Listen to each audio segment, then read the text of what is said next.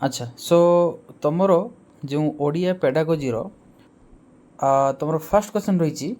जे केउं श्रेणी ठारू केउं श्रेणी पर्यंत उच्च प्राथमिक विद्यालय अंतर्भुक्त उच्च प्राथमिक कहले कौन बुझेब ना अपर प्राइमरी स्कूल बुझेब। अपर प्राइमरी तुम कौटू स्टार्ट होची ना तुम देख तीन टा तुम रही प्राइमरी अपर प्राइमरी आउ तुम रही जो स्कूलिंग लेवल जो तुम हाई स्कूल स्टैंडर्ड रही। ओके तो प्राइमरी तुम क्लास 1 रु 5 जा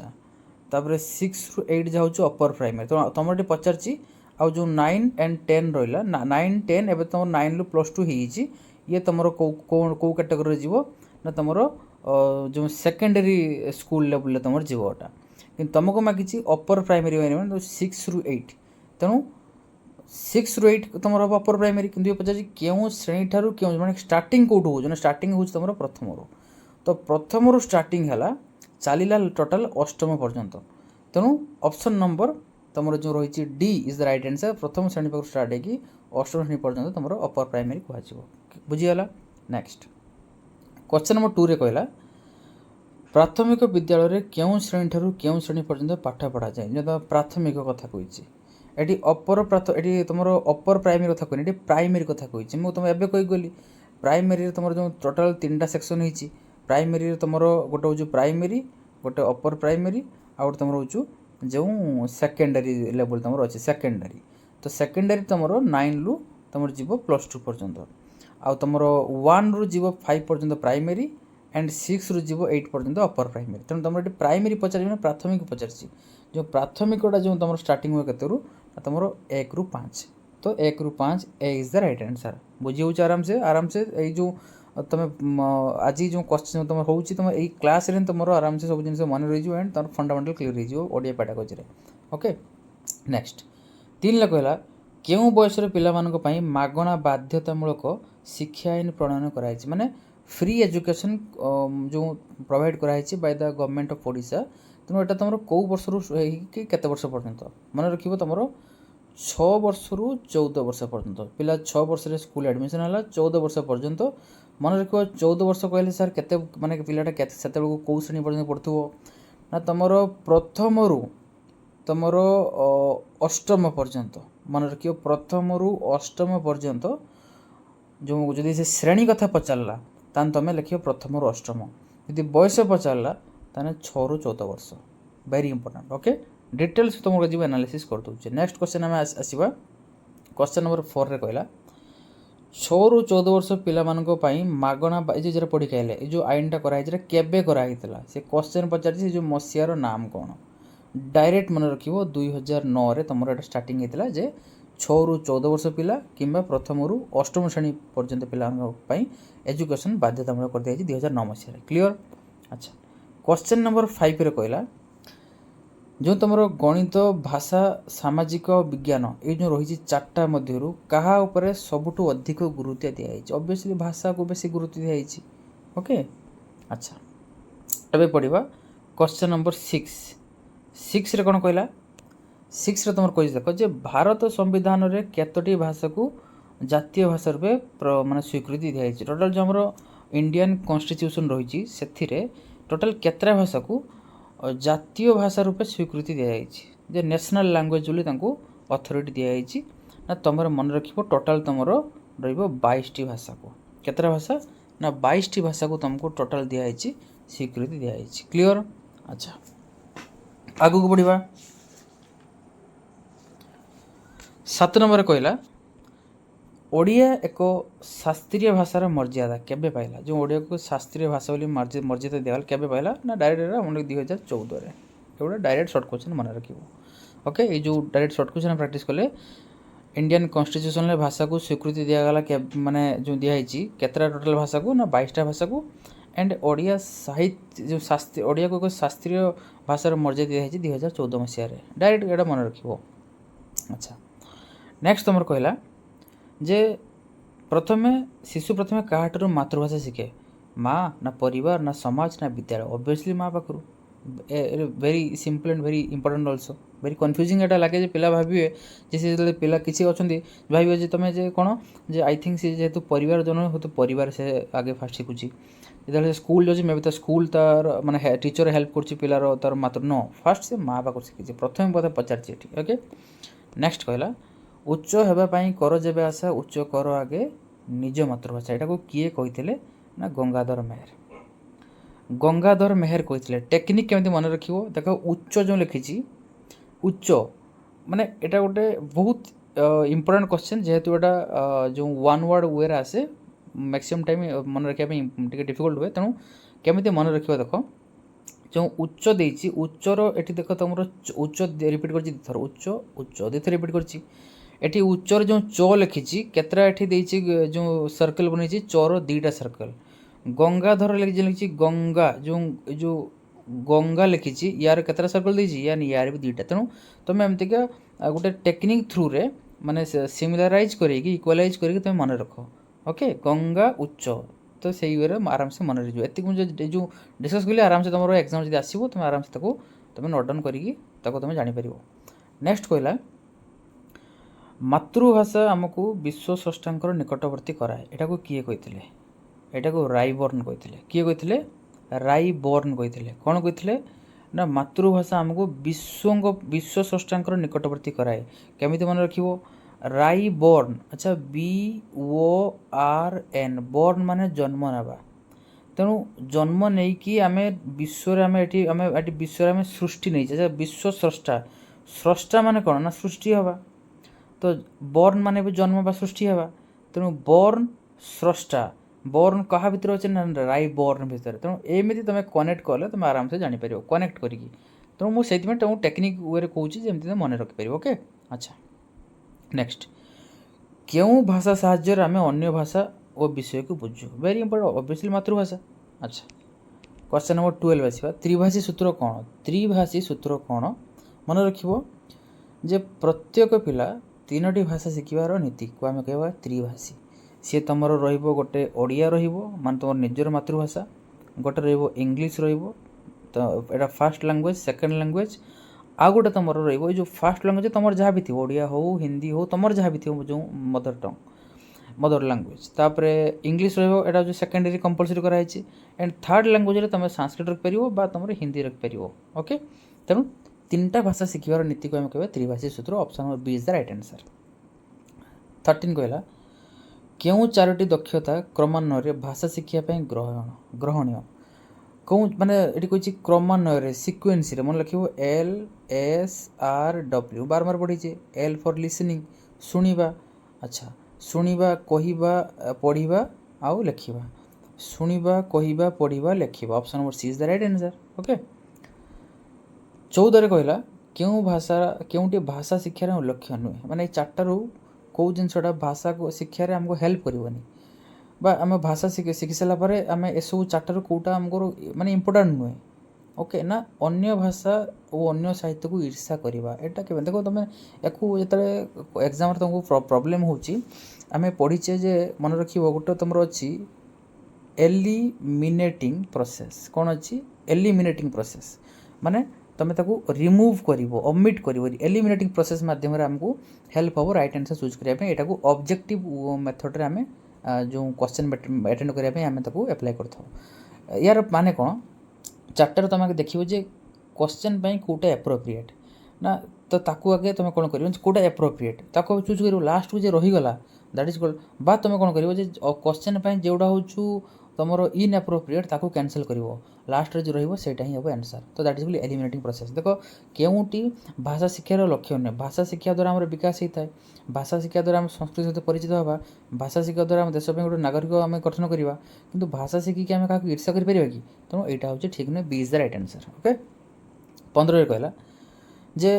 शिक्षा क्षेत्र में आशानुरूप फल न मिलवार कारण कौन रेजल्ट माने तार रिजन कौन रही है एजुकेशन बेले बेले कौन हुए ना ठीक से आम रेजल्ट पाऊँ तार रिजन कौन तार रिजन हूँ ना राज्य रे गोटे प्रकार विद्यालय स्थापना व्यवस्था नथिबारु मेन रिजन माने जदि एटा धर गोटे राज्य एठी 1 2 3 4 एमती बहुत स्कूल अच्छी कौटी CBSE स्कूल अच्छी कौटी ICSE स्कूल अच्छी कोटी बीएससी बोर्ड ऑफ सेकेंडरी जो स्कूल अच्छी पुणी तो यही जो डिफरेंट टाइप रो कोटी तुम प्राइवेट स्कूल अच्छी कोटी गवर्नमेंट स्कूल अच्छी कोटी सेंट्रल गवर्नमेंट स्कूल तेणु यही टाइप सब जो तुम ये कौन हो तुम ये मिसलेनियस यूज जहाँद्वारा कि तुम ये कौन हो ये शिक्षार क्षेत्र में ठीक से तुम जो मैंने रेजल्ट आमको मिलूना तेणु राज्य में गोटे प्रकार विद्यालय स्थापन ना से प्रोब्लेमटा हो 16 कहला क्यों श्रेणी शेष पर्यंत पे पाठ पढ़ा उचित बोली कहुई माने बाध्य कर एतिक पर्यंत तुम पाठ निहाती पढ़ा दरकार मन रखिए मुझे अलरेडी कही सारी अष्टम श्रेणी पर्यंत यहाँ तुमको अलरेडी पढ़ी आसली जो प्रथम रु जो अष्टम श्रेणी पर्यंत तुमको रखाई कंपलसरी पढ़ा जोटा कि तुम जो श्रेणी पचारा जब बयस पचारा तो 6 रु 14 वर्ष अलरेडी डिस्कस करके आसले ये सब टिके मन रखिए कथा गुड़ा नेक्स्ट कहला जे शुणा पढ़ा मध्यम शिशु कौन बुझे शुणा माने लिसनिंग थ्रू रे एवं रीडिंग थ्रू रे दुईटा मध्यम पिलार कौन इम्प्रूव हुए ना तार जो विभिन्न धारणा तार इम्प्रूव हुए आइडिया तार इम्प्रूव हुए ओके 18 देखिए आम नेक्स्ट आम जे भाषा शिक्षण को सरस सुंदर आनंदमय करने या भीतर कौटा दरकार नुहे ना आलोचना करवा is very important story telling is very important role play जो आमर जो नाटक जो आम प्ले करें that is very important but बही पढ़ा सब बड़े बही पढ़ा द्वारा जे आमर भाषा को आम सरस सुंदर करवा तार सेमती किसी मीनिंग ना तेणु D is the right answer एगुड़ा सब तापाई ठीक किंतु D is the right answer कहीं या ठीक नहीं तेणु डी इज करेक्ट आंसर 19 कहला आत्मशिक्षण पिला कौन दरकार आत्मशिक्षण माने सेल्फ लर्निंग आत्मशिक्षण माने रही सेल्फ लर्निंग कौन दरकार ना सेल्फ लर्निंग आम श्रेणी रे पिला को बसिकी पढ़ाई निहाती दरकार तेणु A is the right answer okay अच्छा ये कहीं बी रही शब्दकोशर व्यवहार शब्दकोश मान कौन जो वोकाबुलरी इंप्रूव करवा एमती किसी ना व्यावहारिक भाषा ग्रहण करवा भाषा संपर्क में कार्यक्रम अंशग्रहण करवा एटा ठीक बट सेल्फ लर्निंग पिला को छाड़ दे तू क्लासरूम निजे बसिकी पढ़ ये एप्रोप्रिएट अच्छे ना सेल्फ लर्निंग कथा कहूँ अच्छा 20 कहला वर्तमान पाठ्यपुस्तक शिशु मान प्रेरणादायी होती कहीं एबिकार जो बाहर जो तुम जो करिकुलम डिजाइन करके जो कराई किए करछि ना मन रखियो एबे जो NCF जो नेशनल करिकुलम फ्रेमवर्क NCF कौ मसीह 2005 ये जो NCF 2005 हिसाब रे तुमरो न्यू तुम जो करिकुलम तैयारी होती से हिसाब रे एबे हमर सिलेबस है कि पढ़ा चलछि तेणु यारी माध्यम कौन होती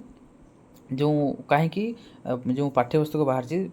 शिशु मान प्रेरणादायी कहीं ना बिकज द रिजन कौन ना शिक्षा दान पद्धतिर उन्नति आम मेन टार्गेट रही आम शिक्षा दान पद्धति उन्नति करवा ओके नेक्स्ट 21 कहला प्रथम और द्वितीय श्रेणी कि प्रकार पाठ्यपुस्तक प्रचुर प्रथम द्वितीय श्रेणी वेरी वेरी इजी तुम प्रथम और द्वितीय श्रेणी रे तुम जो बही रही तुम गोटे रही हस खेल आ गोटे रही कौन हस खुशी दुईटा अच्छी गोटे तुम रही हस खेल आ गोटे रही हस खुशी दुईटा रही दुईटारू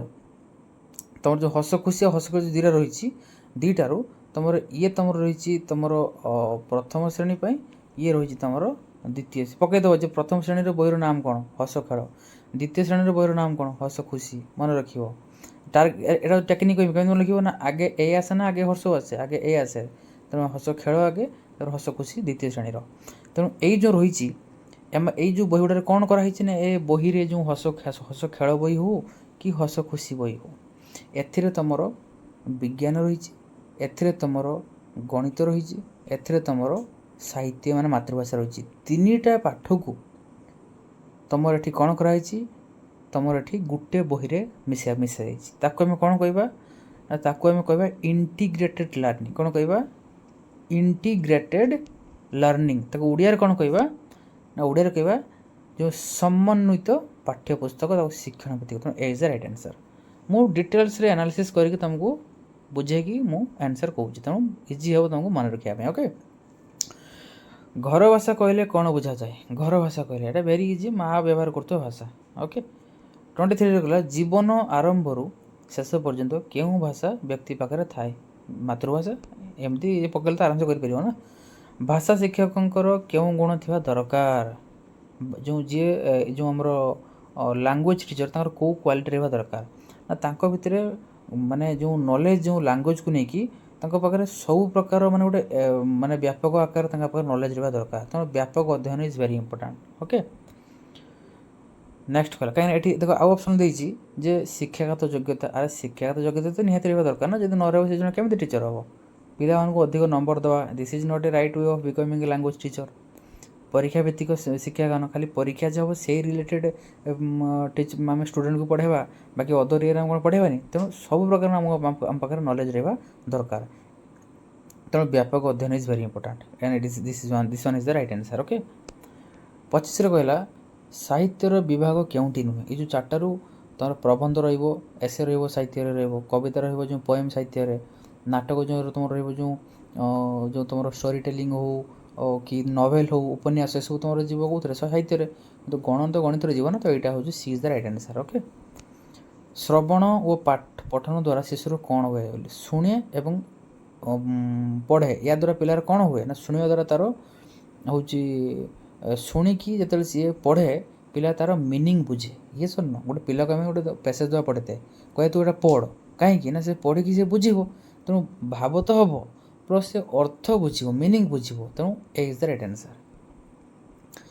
शिशु माने विद्यालय को आसिया पूर्व क्यों दक्षता अर्जन करते आगे से लिसनिंग पावर तक इम्प्रूव होता है रीडिंग पावर इम्प्रूव होता है बाकी जो रहा सॉरी सॉरी सॉरी सॉरी भूल कहली लिसनिंग पावर इम्प्रूव होता है और स्पीकिंग पावर इम्प्रूव होता है बाकी जो रहा जे रीडिंग और राइटिंग एटा स्कूल पर स्टेज रे इम्प्रूव हुए तांकर जो शुणिबा दक्षता और कहवा दक्षता इम्प्रूव हुए तेणु शुणिबा एवं कहवा B is the right answer okay 28 कहला लिखन दक्षतार वृद्धि पाए शिक्षक कौन करेंगे जो राइटिंग स्किल इम्प्रूव हम तापाई आम कौन करा दरकार अक्षर को घुसाइबा ना लेखिबा को कहबा ना हस्ताक्षर लेखिले खाली जे हो बिल्कुल नुहे सम्मान उच्चता विशिष्ट गोल अक्षर लेखिबे एवं लेखाइबे पिलानको आम लेखिबा एवं से लेखिबे देले इम्प्रूव हम आम हस्ताक्षर लेखिले पिलानकर केबे जो राइटिंग स्किल कंप्लीटली डेवलप हो न थाए ओके 29 कहला लास्ट दुटा क्वेश्चन भाषा शिक्षा क्यों परी हेबा आवश्यक जो हम भाषा शिखुचे कौन प्रकार माने क्यों परी हेबा आवश्यक घुसिकी ना निर्देश निर्देश देकी ऑर्डर देकी ना तुलना कंपेयर करी ना क्या कंपेयर करें सी शिखी तो अधिका तू शिखिनु सी बहुत स्पीड शिखला ना आनंदमय परिवेश रहा दरकार एंटरटेनिंग से रहा दरकार एंटरटेनमेंट रहा दरकार एटा एंटरटेनिंग वे करवा दरकार तेणु आनंदमय परिवेश is the right answer okay cordial environment कहे कोडियल एनवायरमेंट भाषा गणन और परिवेश समन्वित पाठ क्योंटी एवं जस्ट कही कली जो तुम एमआईएल माने ओडिया थिबो जो सॉरी रो जो तुम ओडिया थिबो जो तुम मैथमेटिक्स थिबो जो तुम जो साइंस सोशल साइंस थिबो तो ये जो देला एटा को बुक रे थाए तुम एवं कही तुमको गली हस खेल थाए गोटे हस खेल अच्छी आ गए हस खुशी अच्छी हस खेल तुम आसो प्रथम श्रेणी रे आ हस खुशी आसो तुम द्वितीय श्रेणी आसो हस खुशी ओके अच्छा तो तुम ये थिला 30टा क्वेश्चन मुझे देली तुमर ये तुम थिला होची मु डिस्कस करदेली तुम जो 30टा क्वेश्चन आई होप जो 30टा तुम प्रैक्टिस करके अटेंड करके तुम जीव नेक्स्ट तुम मु पुणी क्वेश्चन नहीं कि आसबि तुम जो सेक्शन बी तुम अच्छी नहीं कि आसबि तो एथरे तुम आई थिंक तुम टोटाल केतटा क्वेश्चन अच्छी मुझे देखा सेक्शन बी रे तुम टोटाल अच्छी 48 क्वेश्चंस सेक्शन बी रे 48 क्वेश्चन अच्छे ताको आउट नेक्स्ट क्लास नहीं आसबि तुम जी पढ़ेली यूनिट 1 लो ओडिया रे बच्चा बच्चा क्वेश्चन तुम पढ़ प्रैक्टिस कर okay best of luck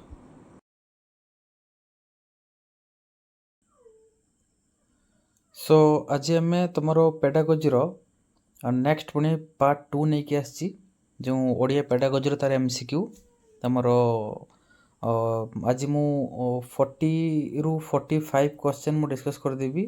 and सब क्वेश्चन वेरी वेरी इंपोर्टेंट तुम exam oriented okay and based on completely on your syllabus हाँ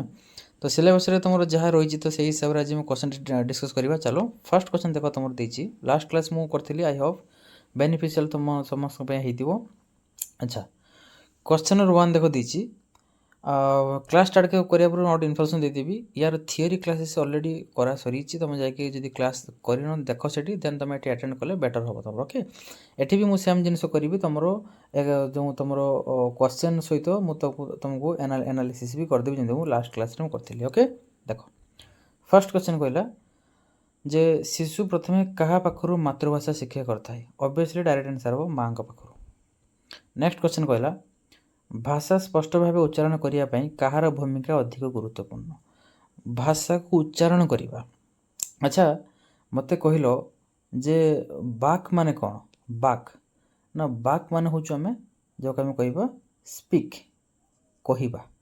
तेणु जो आमर जो स्पीक आउट कहीपर UTTER अटर अटर करवा तेणु कहवा अटर करवा जो बाक वाटाइट देती बाक जंत्र ओके। तेणु B is the right answer okay. देख सब क्वेश्चन तुम रेजोनेट करके आंसर को तुम चूज कर ओके बुझीबार अच्छी। लिखित भाषा कौन लिखित भाषा ना मन रखिए written language is always permanent तेणु या स्थायी भाषा बोली आम कही था ओके। अच्छा नेक्स्ट तुम हूँ जे छोट पिलाटे केउठारु भाषा विभव अधिक शिखे माने क्या पाखर से अधिक भाषा शिखे ऑब्वियसली से फैमिली रे अधिक टाइम स्पेंड करे तो परिवार लोकों पाखर ही अधिक भाषा शिखिबो ना तो option number C is the right answer. Next कहला भावर आदान प्रदान पई आमे काहा को व्यवहार करू ऑब्वियसली आमे काहा को व्यवहार करू भावर आदान प्रदान में कथबार्ता करी मो कथा मु जहाँ चाहूँ मो मन रे अछि मु आउ जन को मु कहिबी काहा करिवि हाथ कान मन द्वारा तो करि हबो ना ध्वनि द्वारा आमे करि परिबा साउंड बा संकेत द्वारा। क्वेश्चन नंबर 6 रे कहला कहा माध्यम शिशु भल भाव क्रिया प्रतिक्रिया करें क्या माध्यम ऑब्वियसली मातृभाषा जो मातृभाषा आसले से द्वितीय तृतीय मातृभाषा बही भाषा किसी कम दबनी मातृभाषा ही आसो ओके। 7 रे कहला जे तुम मातृभाषा शिखबार क्योंटी आवश्यकता ना देख मातृभाषा शिखबार आम शिखापी आमको शुणा पड़ो कहवाक पड़ो बुझा पड़ो बट कौन किसी करने पड़ा it is impossible and it is inappropriate तेणु B is the right answer.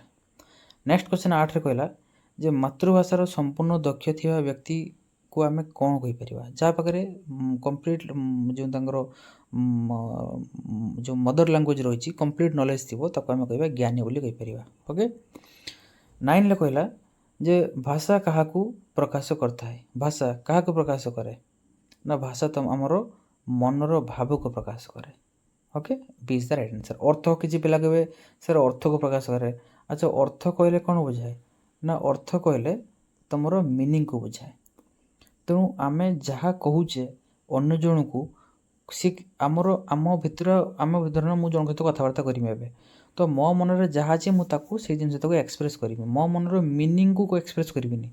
मो मनर जो अच्छी फिलिंग को भावना को एक्सप्रेस करी ओके। पलि आस क्वेश्चन नंबर 10 को पलि आस मातृभाषा को शिक्षार माध्यम भाव ग्रहण कले पिलार कौन लाभ हुए मातृभाषा को शिक्षार माध्यम गोटे मीडियम भाव से ग्रहण करे पिलार कौन लाभ हुए ना मातृभाषा दक्षता बढ़िया सह अन्य भाषार दक्षता बढ़ी थाए ओके। भाषार दक्षता केवे कमी न थाए मन केवे केवल जो मनर भाव को प्रकाश करना सेमती किसी नुहे रोजगार क्षम सेमती किसी नुहे ता निज मातृभाषार दक्षता बढ़िया सहित अन्य भाषार दक्षता से बढ़ी थाए ओके। अच्छा तेणु यहाँ मन जे भाषार तार पावर तार जो स्किल केते इंपोर्टेंट रही।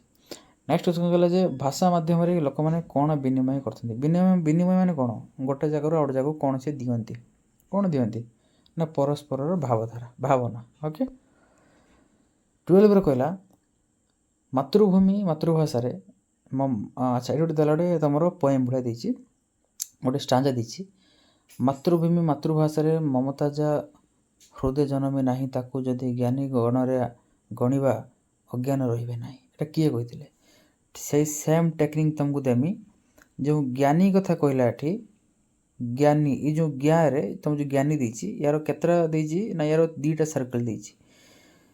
ये जो गंगाधर लिखिछि गंगाधर रे भी दीटा सर्कल देछि तेणु दीटा सर्कल देछि से गंगा रे तेणु से दीटा सर्कल एठी दीटा सर्कल तेणु ताको रेजोनेट करके तुम ये जापर जे अज्ञान एंड गंगाधर ओके तेणु D is the right answer.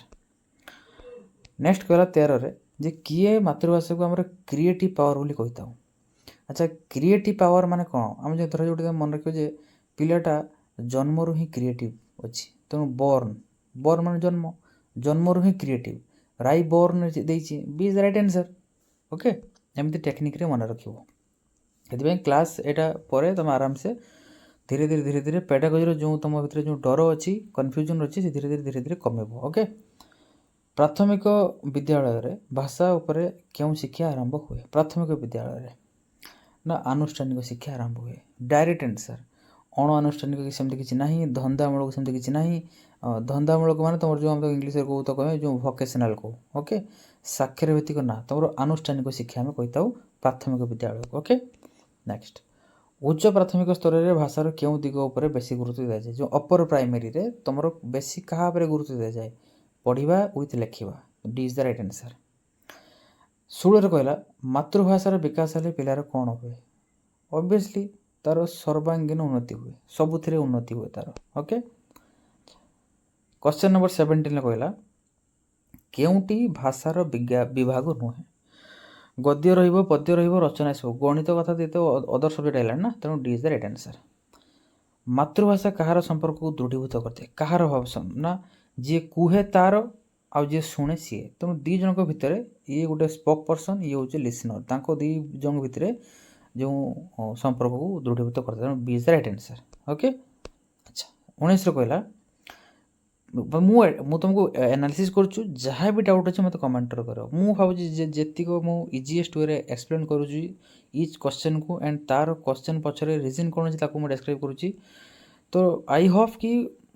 सब जिन तुम क्लीयर हो एंड ओडिया पेडागोजी धीरे धीरे जो डर तुम भर अच्छे कन्फ्यूजन से धीरे धीरे कमिब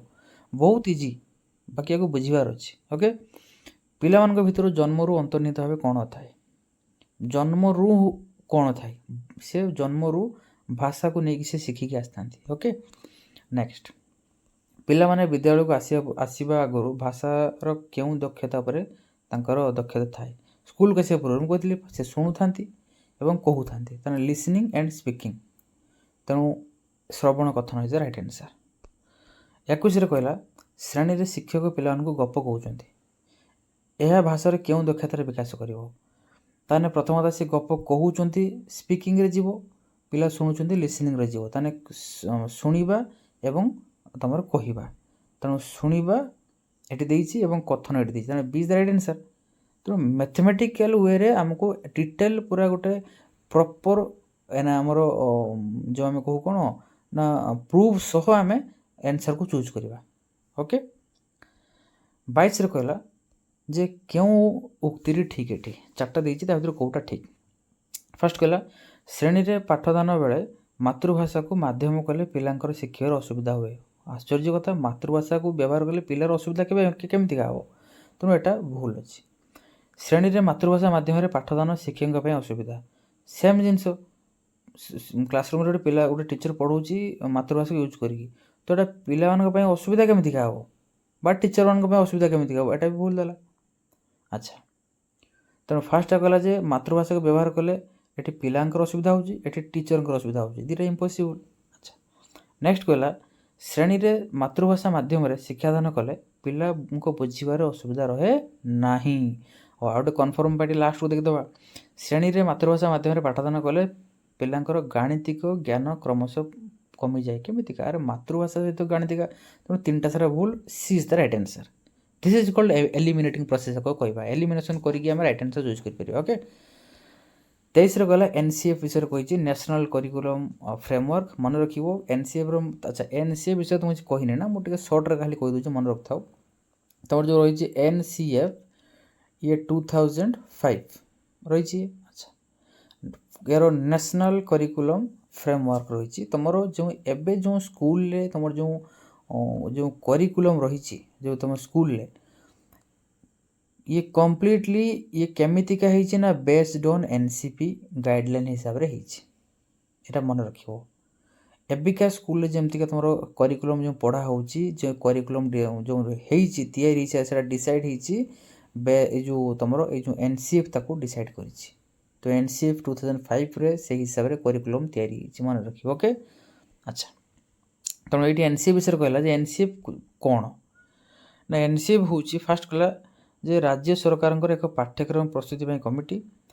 ପ୍ରଥମତଃ ଏଇଠି ଆଗେ କାଟିଦେବ କେଉଁଟା ହେବ ନାହିଁ। ଏନ୍ ମାନେ ନ୍ୟାସନାଲ୍। ନ୍ୟାସନାଲ୍ ମିନ୍ସ ତୁମର ଏଠି ରାଜ୍ୟ କେମିତି, ଏଠି ତୁମର ଜାତୀୟ କଥା କହିବ, କେନ୍ଦ୍ର କଥା କହିବ। ତେଣୁ କେନ୍ଦ୍ରରେ ତୁମର ଏଠି ବିର ଗୋଟେ ଦେଇଛି ଅପସନ୍, ଆଉ ଗୋଟେ ଦେଇଛି ଏଠି ତୁମର ଡିର।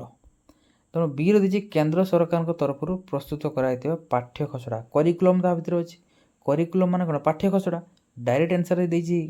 ବାଡ଼େଇବ, B is the right answer. Okay, 24ରେ କହିଲା ନେକ୍ସଟ ଦେଖିବା, ଭାଷାର 4ଟି ମୁଖ୍ୟ ଦକ୍ଷତା କ'ଣ ରହିଛି? Very easy, LSRW, listening, speaking, reading, writing. D is the right answer. ଆଉ ଟୋଟାଲ୍ ଯଦି କହିବେ ଯେ ଭାଷା ଟୋଟାଲ୍ କେତେଟା, ତାର ଭାଷାର ଟୋଟାଲ୍ କେତେଟା ଦକ୍ଷତା ରହିଛି ନା ଟୋଟାଲ୍ 9ଟା ରହିଛି। କ'ଣ ରହିଛି ଆଗକୁ ମୁଁ ତୁମକୁ କହିବି, ହେଲା ମନେ ରଖିବ। ଦେଖ, କେଉଁଟି ଭାଷା ଶିକ୍ଷାର ଉଦ୍ଦେଶ୍ୟ ନୁହେଁ? ନା ଆମେ ଭାଷାକୁ ଆମେ ଶିଖିବା କ'ଣ ପାଇଁ? ସଂସ୍କୃତି ସହିତ ପରିଚୟ କରିବା, ଦେଶ ପାଇଁ ନାଗରିକ ଗଠନ କରିବା, ମାନବୀୟର ଗୁଣାବଳୀ ଏବଂ ମୂଲ୍ୟବୋଧର ବିକାଶ କରିବା। ବଟ୍ ଚିତ୍ର କରିବାର ଧାରା ସହ ଚିତ୍ର କରିବା, ଆମେ ଗୋଟେ ଡ୍ରଇଂ କରିବା ସହିତ ଭାଷାର ଲାଙ୍ଗୁଏଜର କ'ଣ ରିଲେସନ୍ ଅଛି? କିଛି ବି ନାହିଁ। ତେଣୁ ବି ହେଉଛି ରାଇଟ୍ ଆନ୍ସର୍। ଏଇଠି କହିଲା ନେକ୍ସଟ କ୍ୱେଶ୍ଚନ୍ ଇମ୍ପୋର୍ଟାଣ୍ଟ, ଭାଷାର କେତୋଟି ଦକ୍ଷତା ରହିଛି? ମୁଁ କହିଲି 9ଟା ଦକ୍ଷତା ରହିଛି। କ'ଣ କ'ଣ ଆମେ ପଚାରିବ ନା ସାର୍ LSRW 4ଟା ଗଲା, ଯେଉଁ ଆମର ଶ୍ରବଣ, ଯେଉଁ ମାନେ LS ଯେଉଁ ଶୁଣିବା, କହିବା, କଥନ, ଆଉ ପଠନ, ଆଉ ଲିଖନ, 4ଟା ଗଲା। ଆଉ କେତେଟା ରହିଲା? 5ଟା। 5ଟା କ'ଣ ରହିଲା? ଗୋଟେ ତୁମର ଆସିବ ସ୍ୱଶିକ୍ଷଣ, ଯେଉଁ ଆମେ ସେଲ୍ଫ ଲର୍ଣ୍ଣିଂ କହିବା, ସେଲ୍ଫ ଲର୍ଣ୍ଣିଂ, ଇଏ ଗୋଟେ ଗଲା ସ୍ୱଶିକ୍ଷଣ। ଗୋଟେ ଆସିବ ଶବ୍ଦ ଭଣ୍ଡାର, ତାକୁ ଆମେ ଭୋକାବୁଲାରି କହିବା, ଇଏ ଗୋଟେ ଗଲା। ଗୋଟେ ତୁମର ଆସିବ ବ୍ୟାକରଣ, ଗ୍ରାମାର, ଗୋଟେ ଗଲା। 3ଟା ଗଲା। ଆଉ ଗୋଟେ ତୁମର ଆସିବ ୟୁଜ୍କୁ ନେଇକି, ଯେଟାକୁ ଆମେ ତାକୁ ବ୍ୟବହାର କହିବା, କେତେଟା ଗଲା? 4ଟା ଗଲା। ଇଏ 4 4 8ଟା ଗଲା। ଆଉ ଗୋଟେ ରହିବ କି ନା, ଆଉ ଗୋଟେ ତୁମର ଆସିବ ବୋଧଗମ୍ୟତା, ଯେଉଁ ବୋଧଗମ୍ୟତା, ଟୋଟାଲ୍ 5ଟା। ଇଏ 5 ଇଏ 4, 9ଟା। ଯେଉଁ ଶ୍ରବଣ, କଥନ, ପଠନ, ଲିଖନ, ସେଲ୍ଫ ଲର୍ଣ୍ଣିଂ ଯେଉଁ ସ୍ୱଶିକ୍ଷଣ, ଶବ୍ଦ ଭଣ୍ଡାର ଭୋକାବୁଲାରୀ, ବ୍ୟାକରଣ ଗ୍ରାମାର, ୟୁଜ୍ ବ୍ୟବହାର ଆଣ୍ଡ ବୋଧଗମ୍ୟତା, ଟୋଟାଲ୍ 9ଟା ମନେ ରଖିବ। ଓକେ, ଆଗକୁ ବଢ଼ିବା ଯେ କେଉଁଥିରେ ଭାବର ଆଦାନ ପ୍ରଦାନ ହୋଇଥାଏ? କେଉଁଥିରେ? ଭେରି ଇଜି, ଭାଷାକୁ ବ୍ୟବହାର କରିକି ଆମେ ଭାବର ଆଦାନ ପ୍ରଦାନ କରୁ ନା। ସାଧାରଣତଃ ଭାଷାର କେତୋଟି ରୂପ ରହିଛି? ସାଧାରଣ ପ୍ରାଇମେରିଲି କହିଲେ 4ଟା ରହିଛି, ଟୋଟାଲ୍ କହିଲେ 9ଟା। ଆଉ ତୁମେ ଏଠି 5ଟା ଏଡ଼୍ କରିଦେବ ଆଉ। ଓକେ, ଆଚ୍ଛା। ତାପରେ କହିଲା ତୁମର ଏଠି 29ରେ, କେଉଁଟି ଭାଷା ଶିକ୍ଷାର ନିୟମ ଅଟେ? ଭାଷା ଶିକ୍ଷାର ନିୟମ କେଉଁଟା ଅଟେ? ନା ଆମେ ଭାଷାକୁ ଆମେ ଶିଖୁ ଇଣ୍ଟିଗ୍ରେଟେଡ୍ ଭାବରେ। ଇଣ୍ଟିଗ୍ରେଟେଡ୍ ମାନେ ସାମଗ୍ରିକ, ଟୋଟାଲ୍ ଭାବରେ ଆମେ ଭାଷାକୁ ଆମେ ଶିଖିଥାଉ। ତେଣୁ ସାମଗ୍ରିକ ଭାବେ ଆମେ ଭାଷାକୁ ଶିଖୁ। ତେଣୁ D is the right answer. Okay, integrated learning ବି ତାକୁ ଆମେ କହିଥାଉ। ସେଥିପାଇଁ ଯେତିକି ଆମେ ମୋର ଦେଇଛି, ମନେ ରଖିବ, ଯେଉଁ ପ୍ରଥମ ଶ୍ରେଣୀ ହେଉ ବା ଯେଉଁ ଦ୍ୱିତୀୟ ଶ୍ରେଣୀ ହେଉ, ମନେ ରଖିବ ପ୍ରଥମ ଶ୍ରେଣୀରେ ତୁମର ଅଛି ହସ ଖେଳ ବହି, ଦ୍ୱିତୀୟ ଶ୍ରେଣୀରେ ଅଛି ହସ ଖୁସି ବହି। ଏଇଟା ପକାଇଦେବ ପ୍ରଥମ ଶ୍ରେଣୀ କେଉଁ ଶ୍ରେଣୀରେ କେଉଁ ବହି ଅଛି। ପ୍ରଥମ ଶ୍ରେଣୀରେ ଅଛି ହସ ଖେଳ, ଦ୍ୱିତୀୟରେ ଅଛି ହସ ଖୁସି। ଏଇ ଯେଉଁ ବହିଟା ତିଆରି ହେଇଛି, ୟାକୁ ଆମେ କହିବା ଇଣ୍ଟିଗ୍ରେଟେଡ୍ ବୁକ୍ ବୋଲି କହିବା। ଇଣ୍ଟିଗ୍ରେଟେଡ୍ ମାଧ୍ୟମରେ ୟୁଜ୍ ହେଇଛି। କ'ଣ ପାଇଁ ନା ଏଥିରେ ତୁମର ଓଡ଼ିଆ ରହିଛି, ଏଥିରେ ତୁମର ମ୍ୟାଥ୍ ରହିଛି, ଏଥିରେ ତୁମର ସୋସିଆଲ୍ ସାଇନ୍ସ ରହିଛି। ତେଣୁ 3ଟାର ପାଠ ଗୋଟେ ବହିରେ ରହିଛି। ଦ୍ୟାଟ୍ ଇଜ୍ ୟାକୁ ଆମେ କହିବା ଇଣ୍ଟିଗ୍ରେଟେଡ୍, ବା ତାକୁ ଆମେ କହିବା ଯେଉଁ ସାମଗ୍ରିକ ଭାବେ ଆମେ ତାକୁ ଆମେ କହିପାରିବା। ଓକେ, ଆଗକୁ ପଢ଼ିବା। ଖାଲି ଯେଉଁଟା ଇମ୍ପୋର୍ଟାଣ୍ଟ କହୁଛି ତାକୁ ମନେ ରଖ, ଏକ୍ଜାମ୍ ଓରିଏଣ୍ଟେଡ୍ ସବୁ। କେଉଁଟି NCF 5 କହିଛି, ମାନେ 4ଟାରୁ କେଉଁଟା ସେ କହିଛି ଯେ ଭାଷା ଶିକ୍ଷା କେବଳ ପାଠ୍ୟପୁସ୍ତକକୁ ନେଇ କରାଯିବ? ଭାଷା ଶିକ୍ଷା ବେଳେ ଶିକ୍ଷକ ତାଙ୍କ ଭାଷାରେ ପଢ଼ାଇବେ? କେବେ ନୁହେଁ। ଭାଷା ଶିକ୍ଷା ବେଳେ ପାଠ୍ୟପୁସ୍ତକ ନେଇ କରାଯିବ। ଆଚ୍ଛା, ପାଠ୍ୟପୁସ୍ତକ ନେଇ କରାଯିବ କେମିତି ଭାବଟା? ଭାଷା ଶିକ୍ଷା କେବଳ ପାଠ୍ୟପୁସ୍ତକ ମଧ୍ୟରେ ସୀମିତ ନୁହେଁ। ଆଉ କହିଲା ଭାଷା ଶିକ୍ଷା ବେଳେ ଅଭିଜ୍ଞତା ଉପରେ ଶ୍ରେଣୀର ଗୁରୁତ୍ୱ ଦିଆଯିବ ନାହିଁ। ଶ୍ରେଣୀ ତ ନିହାତି ଗୁରୁତ୍ୱ ଦିଆଯିବ ନା। 3ଟା କ୍ୟାନ୍ସଲ୍ ହେଲା। ରହିଲା କିଏ ନା ସି, କେମିତିକା ନା ସେ କହୁଛୁ ଯେ ଭାଷା ଶିକ୍ଷା କେବଳ ପାଠ୍ୟପୁସ୍ତକ ଭିତରେ ଯେ ଲିମିଟେଡ଼୍ ରହିବ ସେମିତି ନୁହେଁ। ଇଏ ହେଉଛି ଗୋଟେ ହେଉଛି ବହୁତ ବଡ଼ ଟର୍ମ। ଇଏ ହେଉଛି ତା ଭିତରେ ଗୋଟେ ରହିଛି ହେଉଛି କ'ଣ ନା ତୁମର ଗୋଟେ ସ୍କୁଲ ରହିଛି ବା ତୁମର ଯେଉଁ ଅନୁଷ୍ଠାନ ରହିଛି, ଶିକ୍ଷାନୁଷ୍ଠାନ। ଖାଲି ଏତିକି ଭିତରେ ରହିଲେ ପିଲାର ଯେଉଁ ଲାଙ୍ଗୁଏଜ୍ କେବେ ଡେଭଲପ୍ ହେବନି। ଏ ସ୍କୁଲର ବାହାରକୁ ବି ଯିବା ପାଇଁ ପଡ଼ିବ, ଦେଲେ ଆମେ नेशनल हो इंटरनेशनल हो सब जिनस जिते ये करिए भाषा शिक्षा से इम्प्रूव हो। ओके अच्छा 31 कहला क्या आदिभाषा कहुए। अच्छा आदि माने कौन ये जो जन पचार आदि माने कौन ना आदि माने हूँ तुम प्रारंभ प्रारंभ स्टार्टिंग तुम प्रथम को भाषा स्टार्ट होता कह आदिभाषा मैंने माइंड को सर पाली भाषा ना प्रथम स्टार्ट होता संस्कृत भाषा सी इज द राइट आंसर। 32 कहला उच्च प्राथमिक स्तर में क्योंटी भाषा शिक्षार उद्देश्य नुहे कौटी भाषा शिक्षार उद्देश्य नुहे अपर प्राइमरी जन जी अपर प्राइमरी पढ़ुची ताको आम कहबा ना जे तू शुणुचु तो शुण ते कहते तो कंपलसरी पड़ो ना सेमती किसी ना तो D is the right answer. Okay next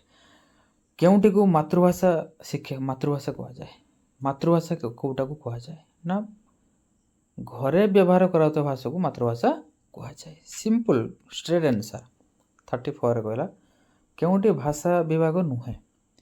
गद्य रद्य व्याकरण परीक्षण यहाँ तो तुम साइंस रहा ये भाषा कौन पे आसो। 35 कहला धारणा बोधगम्यता कहले आप कौन बोधगम्यता माने बुझीबा तेणु C is the right answer. Okay यहाँ तुम जो शिक्षा जो तुम शिक्षा भाषार जो दक्षतार ये गोटे पार्ट ना बोधगम्यता जो कहले 9टार ये गोटे पार्ट। केउटी श्रवण दक्षतार एक कार्य माने शुणा ये कौटा कार्य ना गप शुणी गप संपर्कित प्रश्न उत्तर दबा